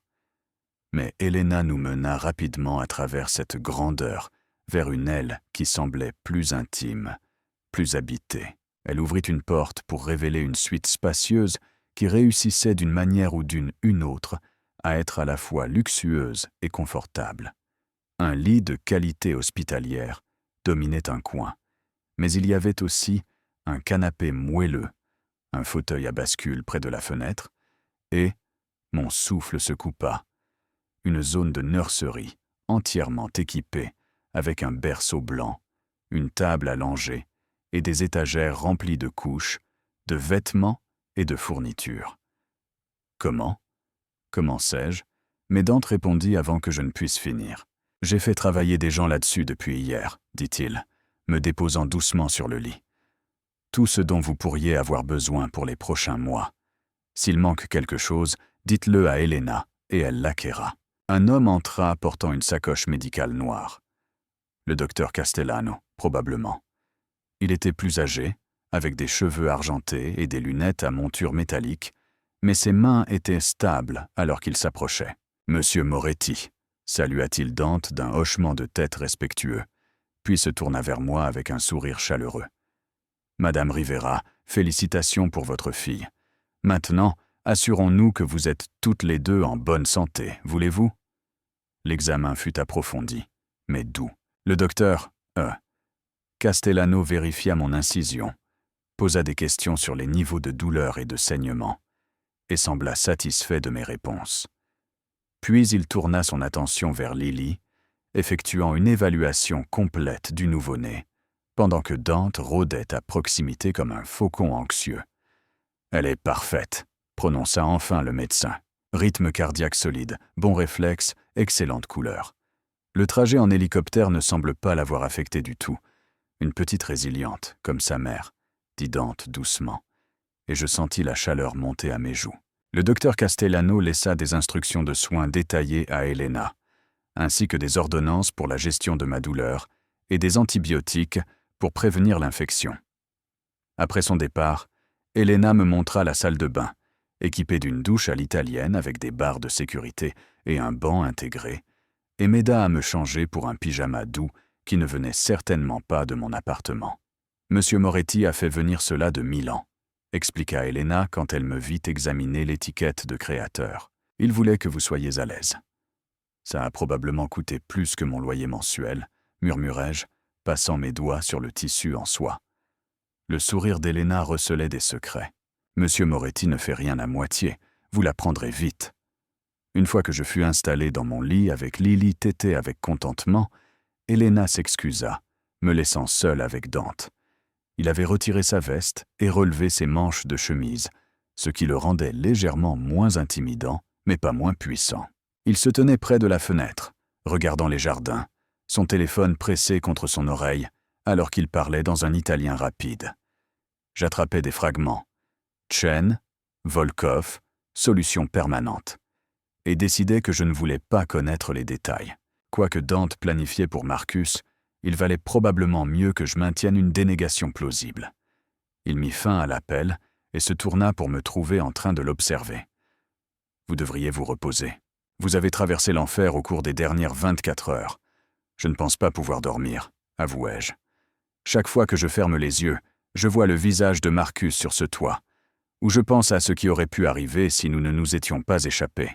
Dante traversa la pièce et s'installa dans le fauteuil à bascule à côté du lit, assez près pour que je puisse tendre la main et le toucher si je le voulais. Il ne peut pas vous atteindre ici. Le domaine possède une sécurité de niveau militaire. Caméras à reconnaissance faciale, patrouilles armées, capteurs sur chaque centimètre du périmètre. Une souris ne pourrait pas entrer sans que je le sache. Et pour sortir? La question m'échappa avant que je ne puisse la retenir. Son expression devint sérieuse. « Sarah, je pensais ce que j'ai dit à l'hôpital. Vous n'êtes pas une prisonnière. Si vous voulez partir, je ne vous en empêcherai pas. Mais je vous déconseille fortement de le faire jusqu'à ce que Marcus ne soit plus une menace. Une fois qu'il aura été traité, vous pourrez aller où vous voulez, faire ce que vous voulez. Je fournirai la sécurité, le soutien financier, tout ce dont vous aurez besoin. » Pourquoi? J'ajustai Lily à mon autre sein, essayant d'ignorer la douleur de mon site chirurgical. Pourquoi faire tout ça pour quelqu'un que vous connaissez à peine? Parce qu'elle est à moi. Les yeux de Dante descendirent vers Lily, et son expression s'adoucit de cette façon dévastatrice qui faisait rater un battement à mon cœur. Parce que vous avez porté mon enfant, que vous l'avez mise au monde et que vous l'avez gardé en sécurité quand vous n'aviez aucune idée de qui j'étais, ni même que j'existais. Ce genre de force, ce genre de dévouement, cela mérite d'être protégé, honoré. Il se pencha en avant, ses coudes reposant sur ses genoux, se rapprochant.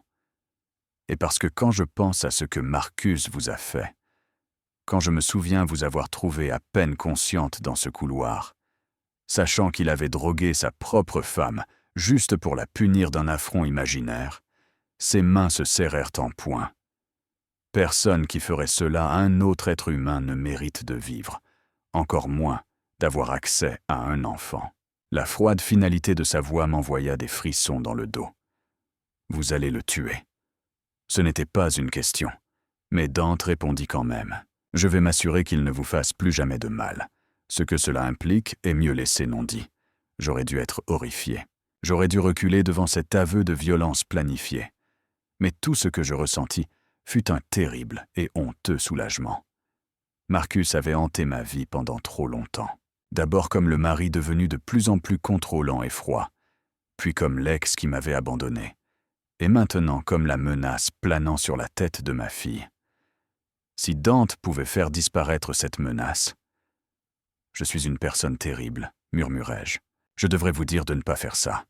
Je devrais insister sur le fait qu'il existe des moyens légaux de gérer cela. Le système légal vous a abandonné quand il a laissé Marcus partir après vous avoir drogué et agressé, répondit Dante, quand il lui donnerait des droits parentaux sur un enfant qu'il prévoyait de vendre pour éponger ses dettes. Parfois la loi ne suffit pas.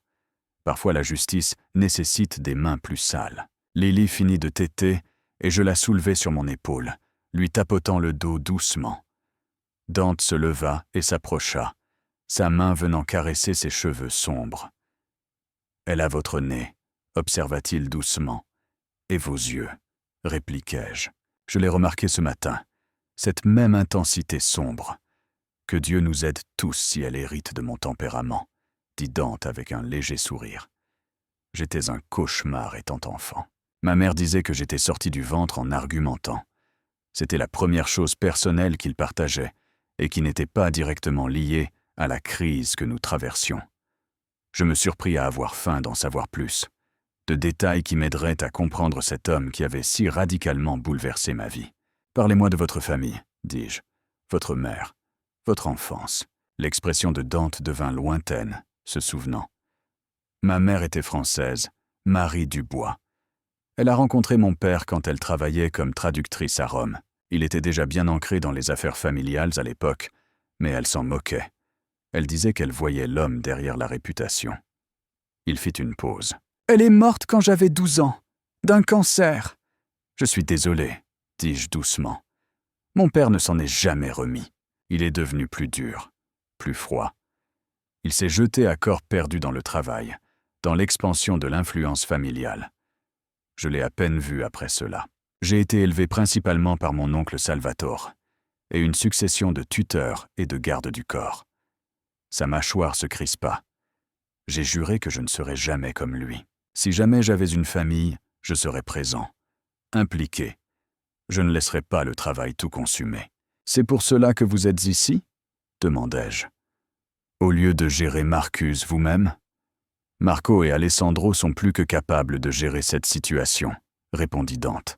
« Ma place est ici, avec vous, avec elle. » Son doigt traça la petite main de Lily, et elle l'agrippa par réflexe, le faisant sourire. « Je ne serai pas un père absent, Sarah.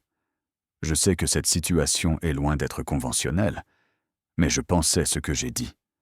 Elle est à moi, et je prends soin de ce qui est à moi. » Le sens de la propriété dans ces mots aurait dû me déranger, mais au lieu de cela, il apaisa quelque chose d'anxieux dans ma poitrine. Pendant si longtemps, je m'étais senti seul, invisible, comme si mon existence comptait à peine dans le monde. Mais la façon dont Dante me regardait Lily, nous n'étions pas invisibles pour lui. Nous étions vus, protégés, revendiqués. Un coup frappé doucement nous interrompit. Elena entra portant un plateau chargé de nourriture. « Vous devez manger, Monsieur Rivera. Gardez vos forces pour l'allaitement. » L'odeur de pain frais et de soupe fit gargouiller mon estomac, me rappelant que je n'avais pas mangé depuis hier. Elena installa un plateau de lit, et je réalisai que la soupe était un minestrone, consistant et riche, avec des légumes et des pâtes dans un bouillon savoureux. Il y avait aussi du pain croustillant, des fruits tranchés et une pâtisserie au chocolat qui semblait pécheresse. « C'est trop, » protestai-je faiblement, mais Elena sourit simplement. « Vous nourrissez 2 personnes maintenant. Mangez. » Dante prit Lily de mes bras pour que je puisse manger correctement. Regarder cet homme puissant et dangereux bercer ma minuscule fille avec une tendresse si précautionneuse. Quelque chose bougea profondément dans ma poitrine. Quelque chose qui ressemblait dangereusement à de la confiance, à de l'espoir, peut-être même à quelque chose de plus chaleureux. J'étais à la moitié de ma soupe quand mon corps tout entier se rebella soudainement. L'épuisement s'abattit sur moi comme une vague, si profond que je pouvais à peine garder les yeux ouverts. La cuillère glissa de mes doigts, cliquetant contre le bol. « Doucement », dit immédiatement Dante, se levant avec Lily toujours dans ses bras. « Elena, aidez-la à s'allonger. » « Je vais bien », essayai-je de dire. Mais Elena retirait déjà doucement le plateau et m'aidait à m'incliner contre les oreillers. Mon site chirurgical lançait, mes seins me faisaient mal à cause de l'allaitement, et chaque muscle de mon corps semblait avoir été essoré et mis à sécher. « Vous n'allez pas bien. Vous avez subi une chirurgie majeure, accouché, été terrorisé par votre ex-mari et extraite par hélicoptère. Votre corps a besoin de repos. » Dante déposa Lily dans le berceau à côté de mon lit, puis tira une couverture sur moi. « Dormez. Je resterai pour la surveiller. »« Vous n'êtes pas obligé de... » commençai-je. Mais il me coupa d'un regard. « J'en ai envie. Laissez-moi faire ça, Sarah. Laissez-moi prendre soin de vous 2. » Mes yeux se fermèrent déjà, le sommeil m'entraînant malgré mes protestations. La dernière chose dont je me souvins fut Dante s'installant à nouveau dans le fauteuil à bascule, ses yeux sombres fixés sur la forme endormie de Lily, et pensant que peut-être, juste peut-être, nous allions bien nous en sortir. Je me réveillai dans l'obscurité et au son des pleurs de Lily. Pendant un instant de désorientation, je ne savais pas où j'étais. Le lit était trop confortable, la chambre trop grande, le plafond trop haut. Puis le souvenir revint en force. Le domaine, Dante, tout. Une lumière douce éclaira soudainement la pièce, et je vis Dante debout à côté du berceau de Lily, la soulevant déjà. Il bougeait avec une confiance surprenante pour quelqu'un qui ne connaissait son existence que depuis un jour. « Désolé », dis-je d'une voix ensommeillée, essayant de m'asseoir et grimaçant sous le tiraillement de mon incision. « Je vais la prendre. Je l'ai. » Dante changeait déjà sa couche avec des mouvements efficaces. « Vous avez besoin de vous reposer. Depuis combien de temps avez-vous pris vos médicaments contre la douleur ?» Je dus y réfléchir. « Des heures ? L'horloge sur la table de chevet indiquait 2h47 du matin. J'avais dormi pendant plus de 8 heures. Je devrais la nourrir. Alors installez-vous confortablement. Je vais vous l'apporter. Il finit avec la couche, enveloppa à nouveau Lily dans sa couverture et la porta vers le lit. J'ajustai ma position et il la plaça soigneusement dans mes bras. Puis il me tendit le verre d'eau et les pilules contre la douleur qu'Helena avait laissée sur la table de chevet. « Prenez ça d'abord. » J'avalai les médicaments et Lily commença à téter pendant que Dante se réinstallait dans le fauteuil à bascule. Cela aurait dû être gênant, ce moment intime de nourrir notre fille sous son regard. Mais d'une certaine manière, ça ne l'était pas. Cela semblait naturel, juste. « Vous êtes doué pour ça, » observai-je, le changement de couche. Je sais à peine ce que je fais. J'ai regardé des vidéos YouTube, admit Dante, et je clignais des yeux de surprise. Après que vous ayez quitté l'hôpital, j'ai passé 3 heures à faire des recherches sur les soins aux nourrissons. Couche, emmaillotage, horaire de sommeil, tout. L'image de ce puissant chef mafieux regardant des tutoriels parentaux sur YouTube fit fleurir quelque chose de chaud dans ma poitrine. C'est, en fait, vraiment mignon. Je ne fais rien à moitié, répondit-il. Si je dois être son père, je vais le faire correctement. Cela signifie savoir comment s'occuper d'elle, pas seulement jeter de l'argent au problème et embaucher des nounous. Voulez-vous m'en parler ? Demandai-je doucement. De votre monde. De ce que faire partie de votre famille signifie réellement ? Dante resta silencieux un long moment, son expression pensive.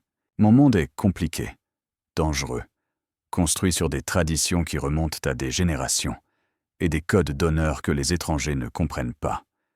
Mais à son cœur, c'est une question de famille, de loyauté, de protéger ce qui est à vous à tout prix. Il se pencha en avant, ses yeux sombres intenses dans la pénombre.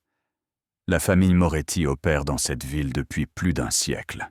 Nous avons des entreprises légitimes, des restaurants, de l'immobilier, de l'import-export. Mais il y a d'autres opérations qui existent dans les zones grises. Services de protection, courtage d'informations, résolution de conflits pour des gens qui ne peuvent pas passer par les canaux officiels. Et les Volkov ? Demandai-je. Les gens de Marcus ? Les Volkov sont différents. Ils sont plus récents, plus brutaux. Ils touchent à des choses auxquelles nous ne touchons pas. Trafic d'êtres humains, drogue dure, n'importe quoi qui génère un profit quel qu'en soit le coût humain. Ils essaient de s'introduire sur notre territoire depuis des années, et la dette de Marcus envers eux était une opportunité. S'ils pouvaient leur livrer un héritier Moretti, cela leur donnerait un levier, du pouvoir, un moyen de nous nuire. L'horreur m'envahit. Ils l'auraient prise, utilisée contre vous. Ils auraient essayé, corrigea Dante, et sa voix tomba dans quelque chose de froid et de létal. Mais ils ont échoué. Parce que vous êtes ici, elle est ici, et je brûlerai leur organisation entière avant de les laisser toucher à l'une de vous deux. Lily avait fini de téter, ses yeux se fermant dans ce contentement de satiété que tous les nouveau-nés avaient. Je la soulevai sur mon épaule, et Dante se leva immédiatement pour la prendre, lui faisant faire son rot avec la confiance de quelqu'un qui avait regardé ses tutoriels YouTube très attentivement. « Qu'est-ce qui se passe maintenant ?» demandai-je doucement. « Avec Marcus ? Avec les Volkov ? Maintenant, nous attendons, » répondit Dante, berçant doucement Lily. Mes gens travaillent à localiser Marcus et à déterminer l'étendue de son implication avec les Volkov. Une fois que nous aurons ces informations, nous gérerons cela, définitivement. Il replaça Lily dans son berceau, s'assurant qu'elle était emmaillotée correctement avant de se retourner vers moi. En attendant, vous guérissez, vous créez un lien avec notre fille. Vous vous habituez à être ici, et quand vous serez prête, si vous êtes prête, nous parlerons de la suite. Pour nous tous, qu'est-ce que vous voulez pour la suite ? La question était audacieuse, probablement trop, mais l'obscurité et l'intimité du moment me rendaient courageuse. Dante se rapprocha, s'asseyant sur le bord du lit, assez près pour que je puisse sentir la chaleur émanant de son corps. « Je veux que vous restiez. Pas seulement jusqu'à ce que la menace soit éliminée, mais après. Je veux construire quelque chose ici, Sarah. Une vraie famille. Pas la chose froide et distante avec laquelle j'ai grandi, mais quelque chose de chaleureux. Sûr, réel. Sa main vint encadrer mon visage, son pouce traçant ma pommette. Je sais que c'est rapide. Je sais que vous ne vous souvenez pas avoir été avec moi, que vous ne me connaissez pas au-delà de ces circonstances intenses. Mais je ressens quelque chose quand je vous regarde. Quelque chose qui va au-delà de la simple protection de la mère de mon enfant. Et je pense, j'espère, qu'avec le temps, vous pourriez le ressentir aussi. Mon cœur battait si fort que j'étais sûr qu'il pouvait l'entendre. Dante. Vous n'avez pas à répondre maintenant, dit-il doucement. Je suis un homme patient quand cela compte. Je peux attendre que vous guérissiez, que vous vous sentiez en sécurité, que vous décidiez de ce que vous voulez. Mais j'avais besoin que vous sachiez que je n'offre pas seulement une protection. J'offre un partenariat, une famille, un véritable avenir si vous le voulez. Avant que je puisse répondre, son téléphone vibra. Il le sortit, son expression s'assombrissant à la lecture du message. « Qu'est-ce qu'il y a ?» demandai-je, la peur montant en moi. « Marco a localisé Marcus, » dit Dante, sa voix froide. « Il est dans une planque des Volkov dans le quartier sud, négociant les conditions pour vous livrer, vous et Lily, en échange de l'annulation de sa dette. » La rage et la terreur luttaient dans ma poitrine. Il va vraiment le faire. Essayer de prendre notre fille. Il va essayer, acquiesça Dante en se levant. Mais il ne réussira pas. Je dois gérer cela, Sarah. Je dois mettre fin à cette menace ce soir pour que vous puissiez arrêter de regarder par-dessus votre épaule. Faites attention, dis-je. Et je fus surprise de voir à quel point je le pensais. Cet homme qui n'était encore essentiellement qu'un étranger était devenu important pour moi avec une vitesse déconcertante. La pensée qu'il lui arrive quelque chose me serrait la poitrine d'anxiété. Dante se pencha et déposa un baiser sur mon front, puis un autre sur la forme endormie de Lily. Je serai de retour avant le lever du soleil. Elena restera avec vous. S'il arrive quoi que ce soit, n'importe quoi, elle a des protocoles pour vous déplacer dans un lieu sécurisé, mais il ne se passera rien. Je vous le promets. Et puis il partit, sortant de la pièce avec détermination et une intention létale, me laissant seul avec notre fille et une peur qui se tordait dans mon estomac. Je savais ce qu'il allait faire. Je savais que, quelque part dans la ville, le temps de Marcus était compté. Et malgré tout, la peur, l'incertitude, les complications morales, tout ce que je ressentais était du soulagement. Parce que ma fille serait en sécurité. Parce que l'homme qui m'avait fait du mal, trahi, essayé de vendre son propre enfant, ne pourrait plus jamais recommencer. Dante Moretti tenait sa promesse. Il protégeait ce qui était à lui.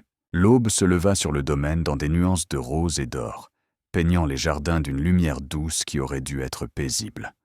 Au lieu de cela, j'étais assise dans le fauteuil à bascule près de la fenêtre, avec Lily dans mes bras, regardant le lever du soleil et attendant le retour de Dante. Elena m'avait apporté du thé 1 heure plus tôt, son visage professionnellement neutre, mais ses yeux trahissant de l'inquiétude. « Il ira bien », m'avait-elle assuré.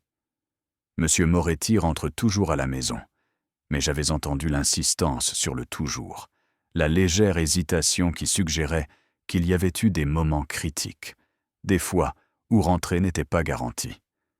Lily bougea contre ma poitrine, émettant de petits gémissements. J'ajustais sa position, m'émerveillant de la façon dont quelque chose de si petit avait pu transformer complètement toute mon existence en moins de 48 heures. Il y a 2 jours, j'étais seul, me préparant à élever un enfant en tant que mère célibataire, résignée à une vie de lutte et d'invisibilité. Maintenant, j'étais dans un manoir, sous la protection d'un homme qui prétendait être prêt à brûler la ville pour nous. Un homme qui était parti éliminer mi-ex-mari parce que cet ex-mari avait essayé de vendre notre fille à la mafia russe. La nature surréaliste de tout cela aurait dû me faire l'effet d'un cauchemar. Au lieu de cela, en regardant les jardins se colorer avec le soleil levant, sentant le poids solide de ma fille dans mes bras, Je ressentis quelque chose de proche du contentement. Le son d'un hélicoptère approchant fit bondir mon cœur. Je me levai avec précaution, ignorant le tiraillement de mon incision, et me rapprochai de la fenêtre. L'hélicoptère noir se posa sur l'hélisurface, et quelques instants plus tard, Dante émergea. Même à cette distance, je pouvais voir la tension dans ses épaules, les taches sombres sur sa chemise blanche, auxquelles j'essayais de ne pas trop penser. Il parla brièvement avec Marco et Alessandro, puis se dirigea vers la maison, avec cette grâce prédatrice que je commençais à reconnaître. Le soulagement m'envahit si intensément que je dus me rasseoir avant que mes jambes ne lâchent. Il était vivant, entier, à la maison. 5 minutes plus tard, ma porte s'ouvrit et Dante entra. Il avait changé de chemise et s'était lavé les mains, mais je pouvais encore voir des traces de sang séché sous ses ongles. Nos yeux se rencontrèrent et quelque chose passa entre nous, une compréhension qui n'avait pas besoin de mots. « C'est fait », dit-il simplement. Je hochai la tête, ne demandant pas de détails que je ne voulais pas connaître. Les Volkov, ils recevront un message sur ce qui arrive quand ils menacent ce qui m'appartient. Sa voix était froide, finale. Ils ne s'approcheront plus de vous, ni de Lily, ni personne d'autre lié à Marcus Chen. Le nom sonnait étrange maintenant. Marcus Chen. Comme s'il devenait déjà un fantôme, un mauvais souvenir s'effaçant dans l'insignifiance. L'homme qui m'avait drogué, abandonné, essayé de trafiquer notre fille. Passé composé. Plus une menace. Dante traversa la pièce et s'agenouilla près de ma chaise, ses mains larges, douces, alors qu'elles couvrirent les miennes posées sur le dos de Lily. Vous êtes en sécurité maintenant, toutes les deux. Je sais que cela n'efface pas ce qu'il a fait, ne vous rend pas ce qu'il a pris, mais il ne pourra plus jamais vous faire de mal. Merci, murmurai-je, et je le pensais de tout mon être. Il étudia mon visage, ses yeux sombres cherchants. Comment vous sentez-vous? Vraiment? Confuse, avouai-je, soulagée, terrifiée par ce que tout cela signifie, reconnaissante que vous nous ayez protégés, et j'hésitais, puis décidai que l'honnêteté était la seule voie possible, et attirée par vous d'une manière qui n'a pas de sens, compte tenu des circonstances. Quelque chose d'enflammé brilla dans les yeux de Dante. Cela a un sens parfait pour moi. Vous êtes la mère de mon enfant. Vous êtes sous ma protection. Et malgré tout, malgré la façon peu conventionnelle dont nous nous sommes rencontrés, je vous veux. Je veux construire quelque chose de réel avec vous.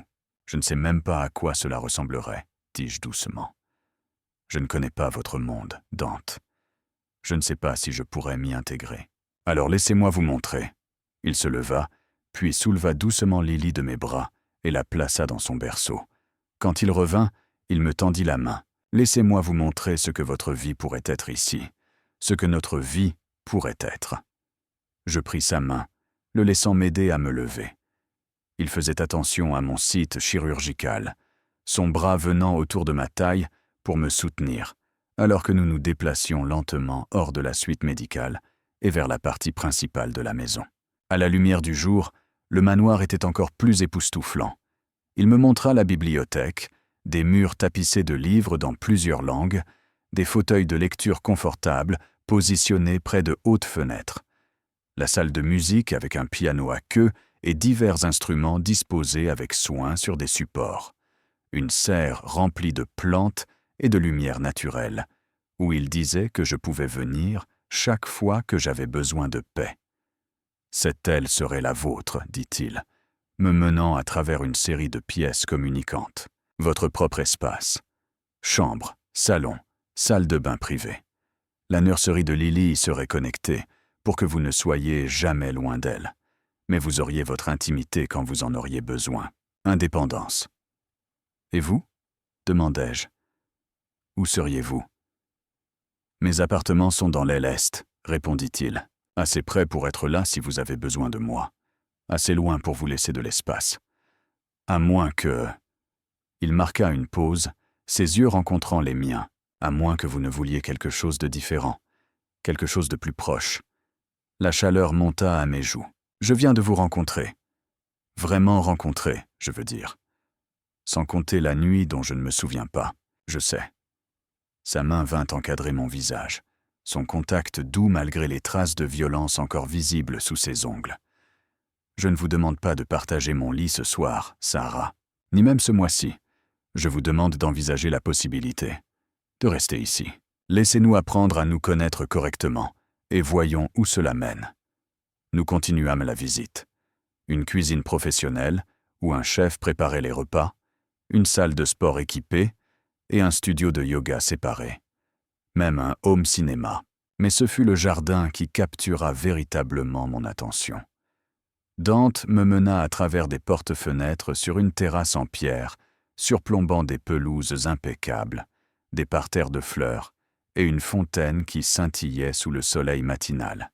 « Ma mère a conçu ce jardin, » dit-il doucement, avant qu'elle ne tombe malade. Elle disait que chaque maison avait besoin d'un cœur, et les jardins étaient l'endroit où le cœur vivait.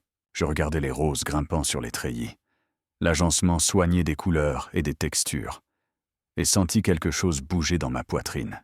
Ce n'était pas seulement de la richesse exposée, c'était de l'amour, soigneusement cultivé et maintenu, même après le départ de la personne qui l'avait créé. « C'est magnifique, murmurai-je. Elle vous aurait aimé, dit Dante, aurait adoré Lily. Elle disait toujours que j'avais besoin de quelqu'un qui voit au-delà de la réputation, au-delà du nom de famille, l'homme en dessous, quelqu'un qui n'aurait pas peur de me défier. Je suis terrifié par vous, avouai-je, par ce dont vous êtes capable, par ce que vous avez fait cette nuit. Bien, répondit-il, et il y avait de l'approbation dans sa voix. La peur vous garde prudente, vous garde en sécurité. Mais j'ai besoin que vous compreniez quelque chose, Sarah. Cette violence, cette obscurité, elle n'existe que pour les gens qui menacent ce que j'aime. Avec vous, avec Lily, je suis juste un homme qui veut être un bon père, un bon partenaire, une bonne personne de la manière qui compte. Et si je ne peux pas vous donner ce que vous voulez? La question sortit toute petite, vulnérable. Et si je ne peux pas vous aimer de la manière dont vous semblez le vouloir? Et si ce n'est que de la proximité, de la protection et de la gratitude? Le sourire de Dante était doux. Alors nous trouverons une solution ensemble. Peut-être que vous ne m'aimerez jamais romantiquement. Peut-être que nous serons juste des partenaires élevant notre fille. Peut-être que nous deviendrons des amis qui se respectent et partagent une vie sans passion. Je peux accepter n'importe lequel de ces résultats. Sarah, ce que je ne peux pas accepter, c'est que vous partiez, que vous emmeniez Lily quelque part où je ne peux pas vous protéger toutes les deux, et que vous soyez blessés parce que je n'étais pas là. Cela ressemble à un arrangement assez unilatéral, dis-je, essayant d'être légère, malgré l'émotion nouée dans ma gorge. Je suis un homme égoïste, répondit Dante avec un léger haussement d'épaule. Je prendrai tout ce que vous êtes prête à donner et m'estimerai chanceux. De plus, ses yeux fixèrent les miens, intenses et inébranlables. J'ai la conviction qu'avec le temps, vous finirez par me faire confiance, par tenir à moi, peut-être même par me vouloir comme je vous veux. Je suis un homme patient quand la récompense en vaut la peine. Un cri provenant de l'intérieur nous interrompit. Lily, réveillée et réclamant de l'attention. Dante se tourna immédiatement vers le bruit, mais je l'arrêtai d'une main sur son bras. « Laissez-moi faire, dis-je. Mais venez avec moi. » Nous retournâmes ensemble dans la suite médicale, et je soulevai Lily de son berceau, m'installant dans le fauteuil à bascule pour la nourrir.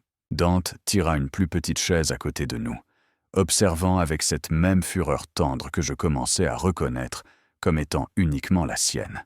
« Parlez-moi de vos traditions familiales, » dis-je alors que Lily tétait. « Si je dois l'élever dans votre monde, j'ai besoin de le comprendre. » Alors il me raconta. Les dîners du dimanche où toute la famille élargie se réunissait, les enfants courant dans les jardins pendant que les adultes argumentaient sur la politique et les affaires autour du vin, les jours de fête et les célébrations qui duraient de l'aube à minuit. L'importance de la loyauté, de tenir sa parole, de protéger la famille avant tout. Ce n'est pas toujours facile, admit-il. Il y a des attentes, des règles, des façons de faire qui remontent à des générations. Mais il y a aussi de l'amour, du soutien, la certitude que vous n'êtes jamais seul, jamais sans renfort. Quand vous faites partie de cette famille, vous faites partie de quelque chose de plus grand que vous. Et Lily ? Demandai-je doucement. Quel genre de vie aura-t-elle ? N'importe quel genre qu'elle voudra, répondit fermement Dante. Je ne la forcerai pas à entrer dans les affaires. Je ne lui ferai pas porter des fardeaux qu'elle ne choisit pas. Elle aura la meilleure éducation, les meilleures opportunités, et la liberté d'être qui elle veut être. Artiste, médecin, enseignante. Cela n'a pas d'importance. Elle sera aimée et soutenue quoi qu'il arrive. La conviction dans sa voix me fit le croire. Cet homme qui avait tué pour nous, qui avait construit une forteresse pour nous garder en sécurité, ne voulait sincèrement rien de plus que sa fille soit heureuse et libre. Au cours des semaines suivantes, nous prîmes un rythme. Mon corps guérissait lentement, le site chirurgical devenant progressivement moins douloureux. Lily grandissait et changeait quotidiennement, son regard de nouveau-né flou s'affinant pour reconnaître nos visages. Et Dante était là pour tout cela. Il apprit à changer les couches plus vite que moi, maîtrisa l'art de l'emmaillotage, arpentait les couloirs à 3 heures du matin quand Lily était agitée, lui chantant en italien de vieilles chansons que sa mère lui avait chantées. Il assistait à chaque rendez-vous médical, posait des questions détaillées, prenait des notes comme s'il étudiait pour un examen. Et lentement, soigneusement, nous apprîmes à nous connaître. Je découvris qu'il aimait les vieux films, particulièrement les films noirs des années 1940, qu'il avait une faiblesse pour le chocolat noir et le bon whisky, qu'il avait étudié la littérature à l'université avant d'être entraîné pleinement dans les affaires de familiales et qu'il lisait encore voracement. Romans, poésie, histoire. Il apprit que je voulais être enseignante avant que les nécessités financières ne déraillent en mon éducation, que j'aimais les orages et détestais la couleur jaune, que je n'avais jamais voyagé hors du pays, mais que je rêvais de voir Paris depuis que j'étais petite fille. « Nous irons », dit-il un soir, alors que nous étions assis dans la bibliothèque, Lily dormant entre nous dans sa nacelle. Quand elle sera un peu plus grande, nous passerons 1 mois à Paris. Vous pourrez voir le Louvre, Notre-Dame, tout cela. « Comme ça ?» demandai-je, amusé par sa certitude désinvolte. « Comme ça », confirma-t-il. « J'ai une propriété là-bas, un appartement près du jardin du Luxembourg.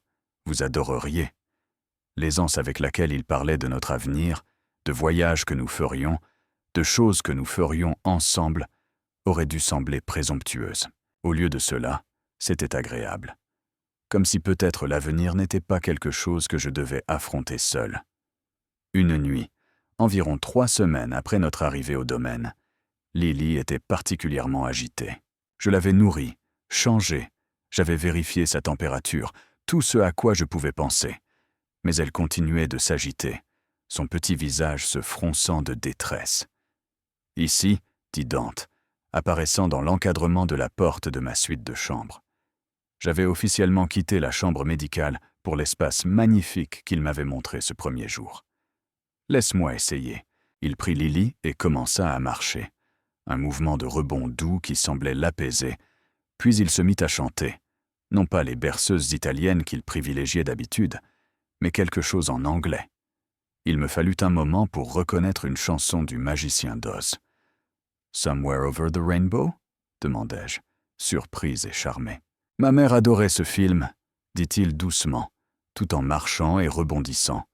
Elle me chantait ça quand je ne pouvais pas dormir. Elle disait que c'était une question d'espoir, de croire que de meilleures choses étaient possibles, même quand le monde semblait sombre. Je le regardais, cet homme puissant et dangereux, chantant une chanson pour enfants à notre bébé agité, et sentis quelque chose se briser dans ma poitrine, quelque chose qui avait été soigneusement gardé, soigneusement protégé, soudainement vulnérable et exposé. J'étais en train de tomber amoureuse de lui. La réalisation aurait dû me terrifier. Nous nous connaissions depuis moins d'1 mois. Notre relation était née du traumatisme et de la nécessité, pas de la cour et du choix. Mais en le regardant avec Lily, en me souvenant de toutes les petites gentillesses qu'il m'avait montrées, de la façon dont il nous avait protégés, sans rien demander en retour. Comment ne pas tomber amoureuse? Lily finit par se calmer, ses yeux se fermant. Dante la plaça soigneusement dans le berceau, puis se tourna pour me trouver, en train de le fixer. « Quoi » demanda-t-il, un léger sourire aux lèvres. « Rien, dis-je, juste merci. Pour tout. » Il traversa jusqu'à l'endroit où j'étais assise sur le bord du lit et s'agenouilla devant moi, ses mains venant se poser sur mes genoux. « Sarah, je dois vous dire quelque chose. » Mon cœur fit un bond. « Quoi ?» Cette nuit-là, il y a 7 mois, quand vous êtes venu à moi le matin et m'avez demandé de vous aider à oublier, ses yeux sombres fixèrent les miens, intenses et honnêtes. Je savais que c'était mal. Je savais que vous n'étiez pas en état de prendre des décisions claires, mais je l'ai fait quand même, parce que je vous voulais. Parce que je vous avais regardé toute la nuit à ce gala et que je vous voulais. Et quand vous m'avez donné la permission, aussi altérée soit-elle, je l'ai prise.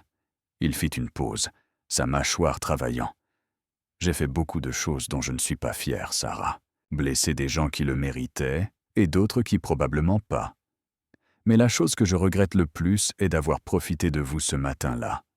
Vous méritiez mieux. Vous méritiez quelqu'un qui aurait été assez fort pour dire non, pour vous obtenir de l'aide, au lieu de céder à un désir égoïste. Dante. Laissez-moi finir, interrompit-il doucement. Je ne peux pas changer ce qui s'est passé. Je ne peux pas vous rendre vos souvenirs ni défaire les circonstances qui nous ont réunis.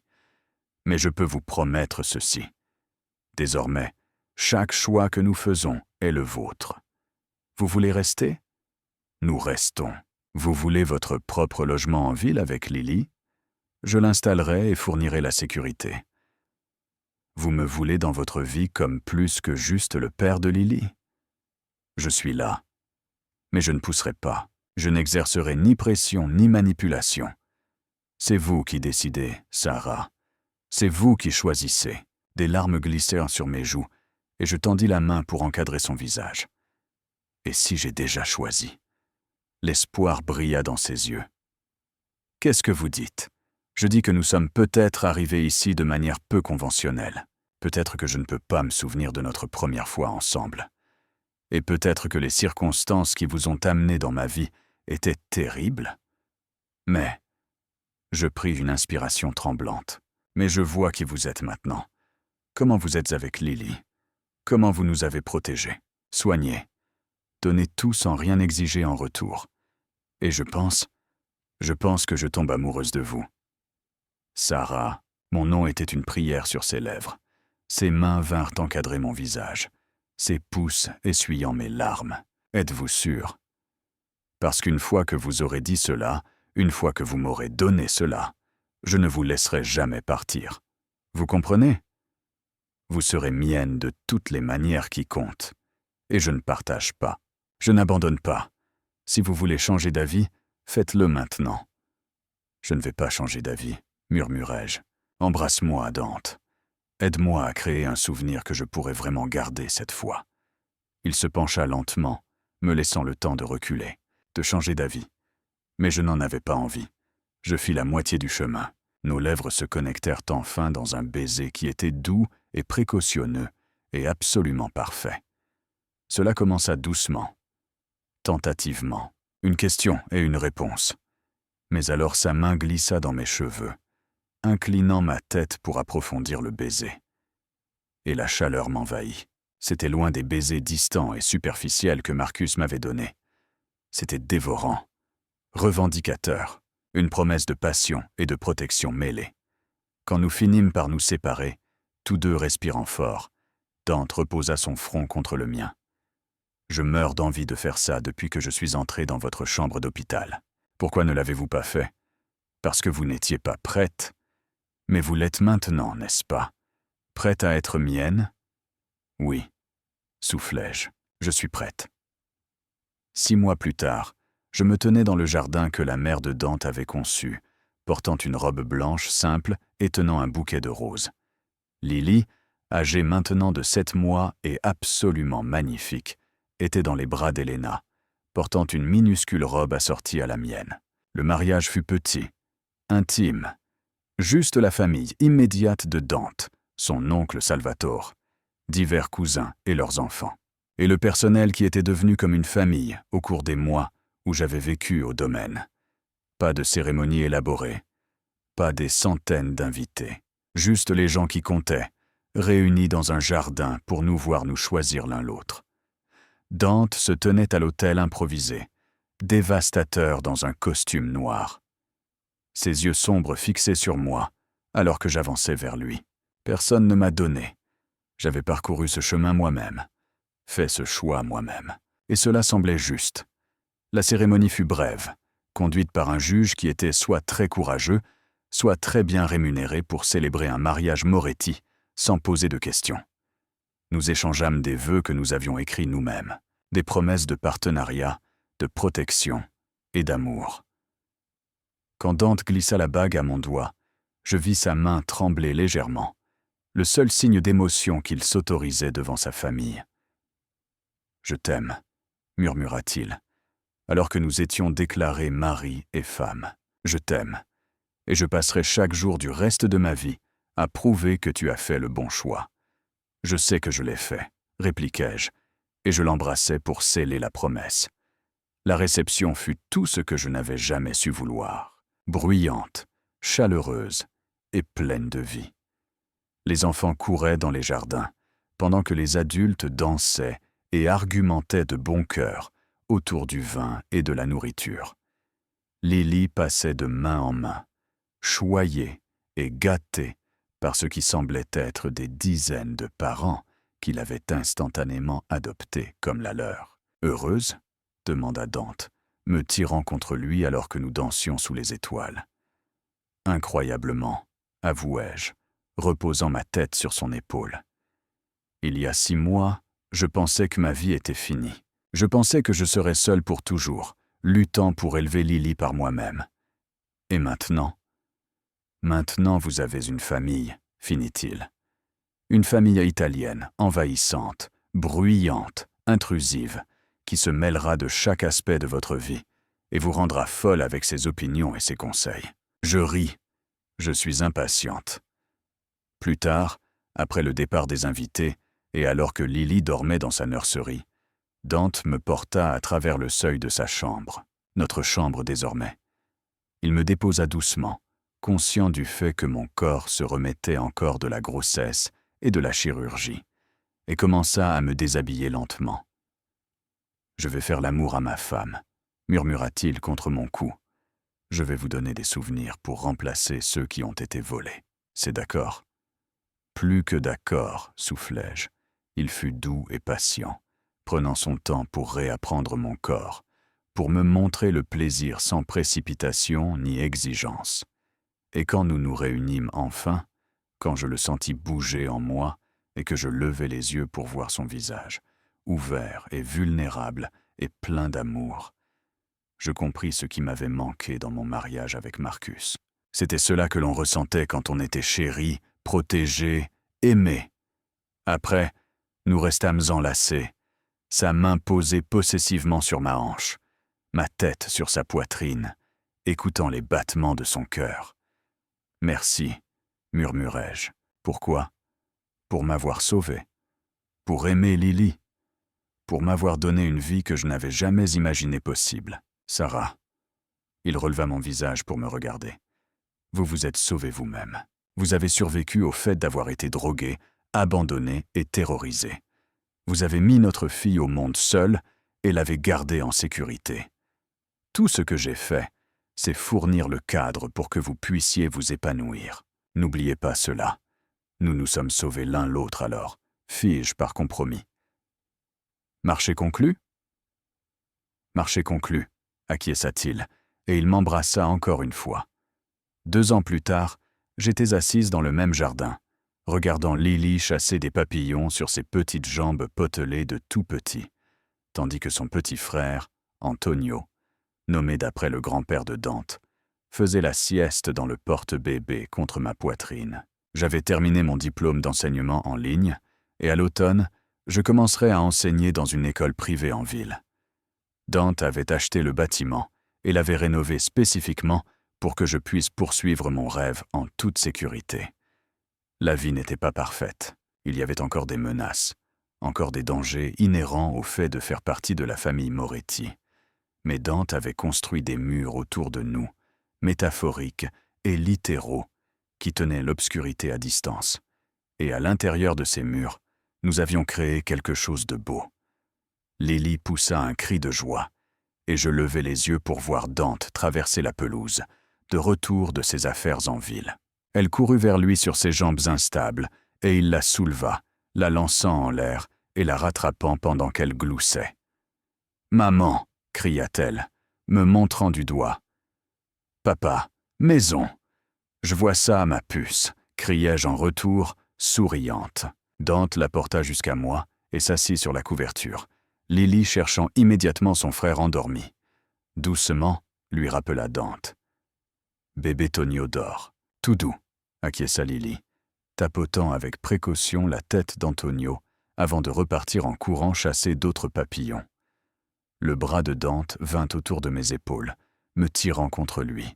« Comment s'est passée ta journée ?»« Parfaite, » dis-je honnêtement, « absolument parfaite. » Et elle l'était, parce que d'une manière ou d'une autre, à travers le traumatisme, la peur et des circonstances impossibles, nous nous étions trouvés.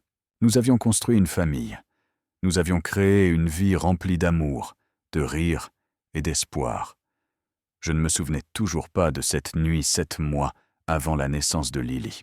Peut-être que je ne m'en souviendrai jamais.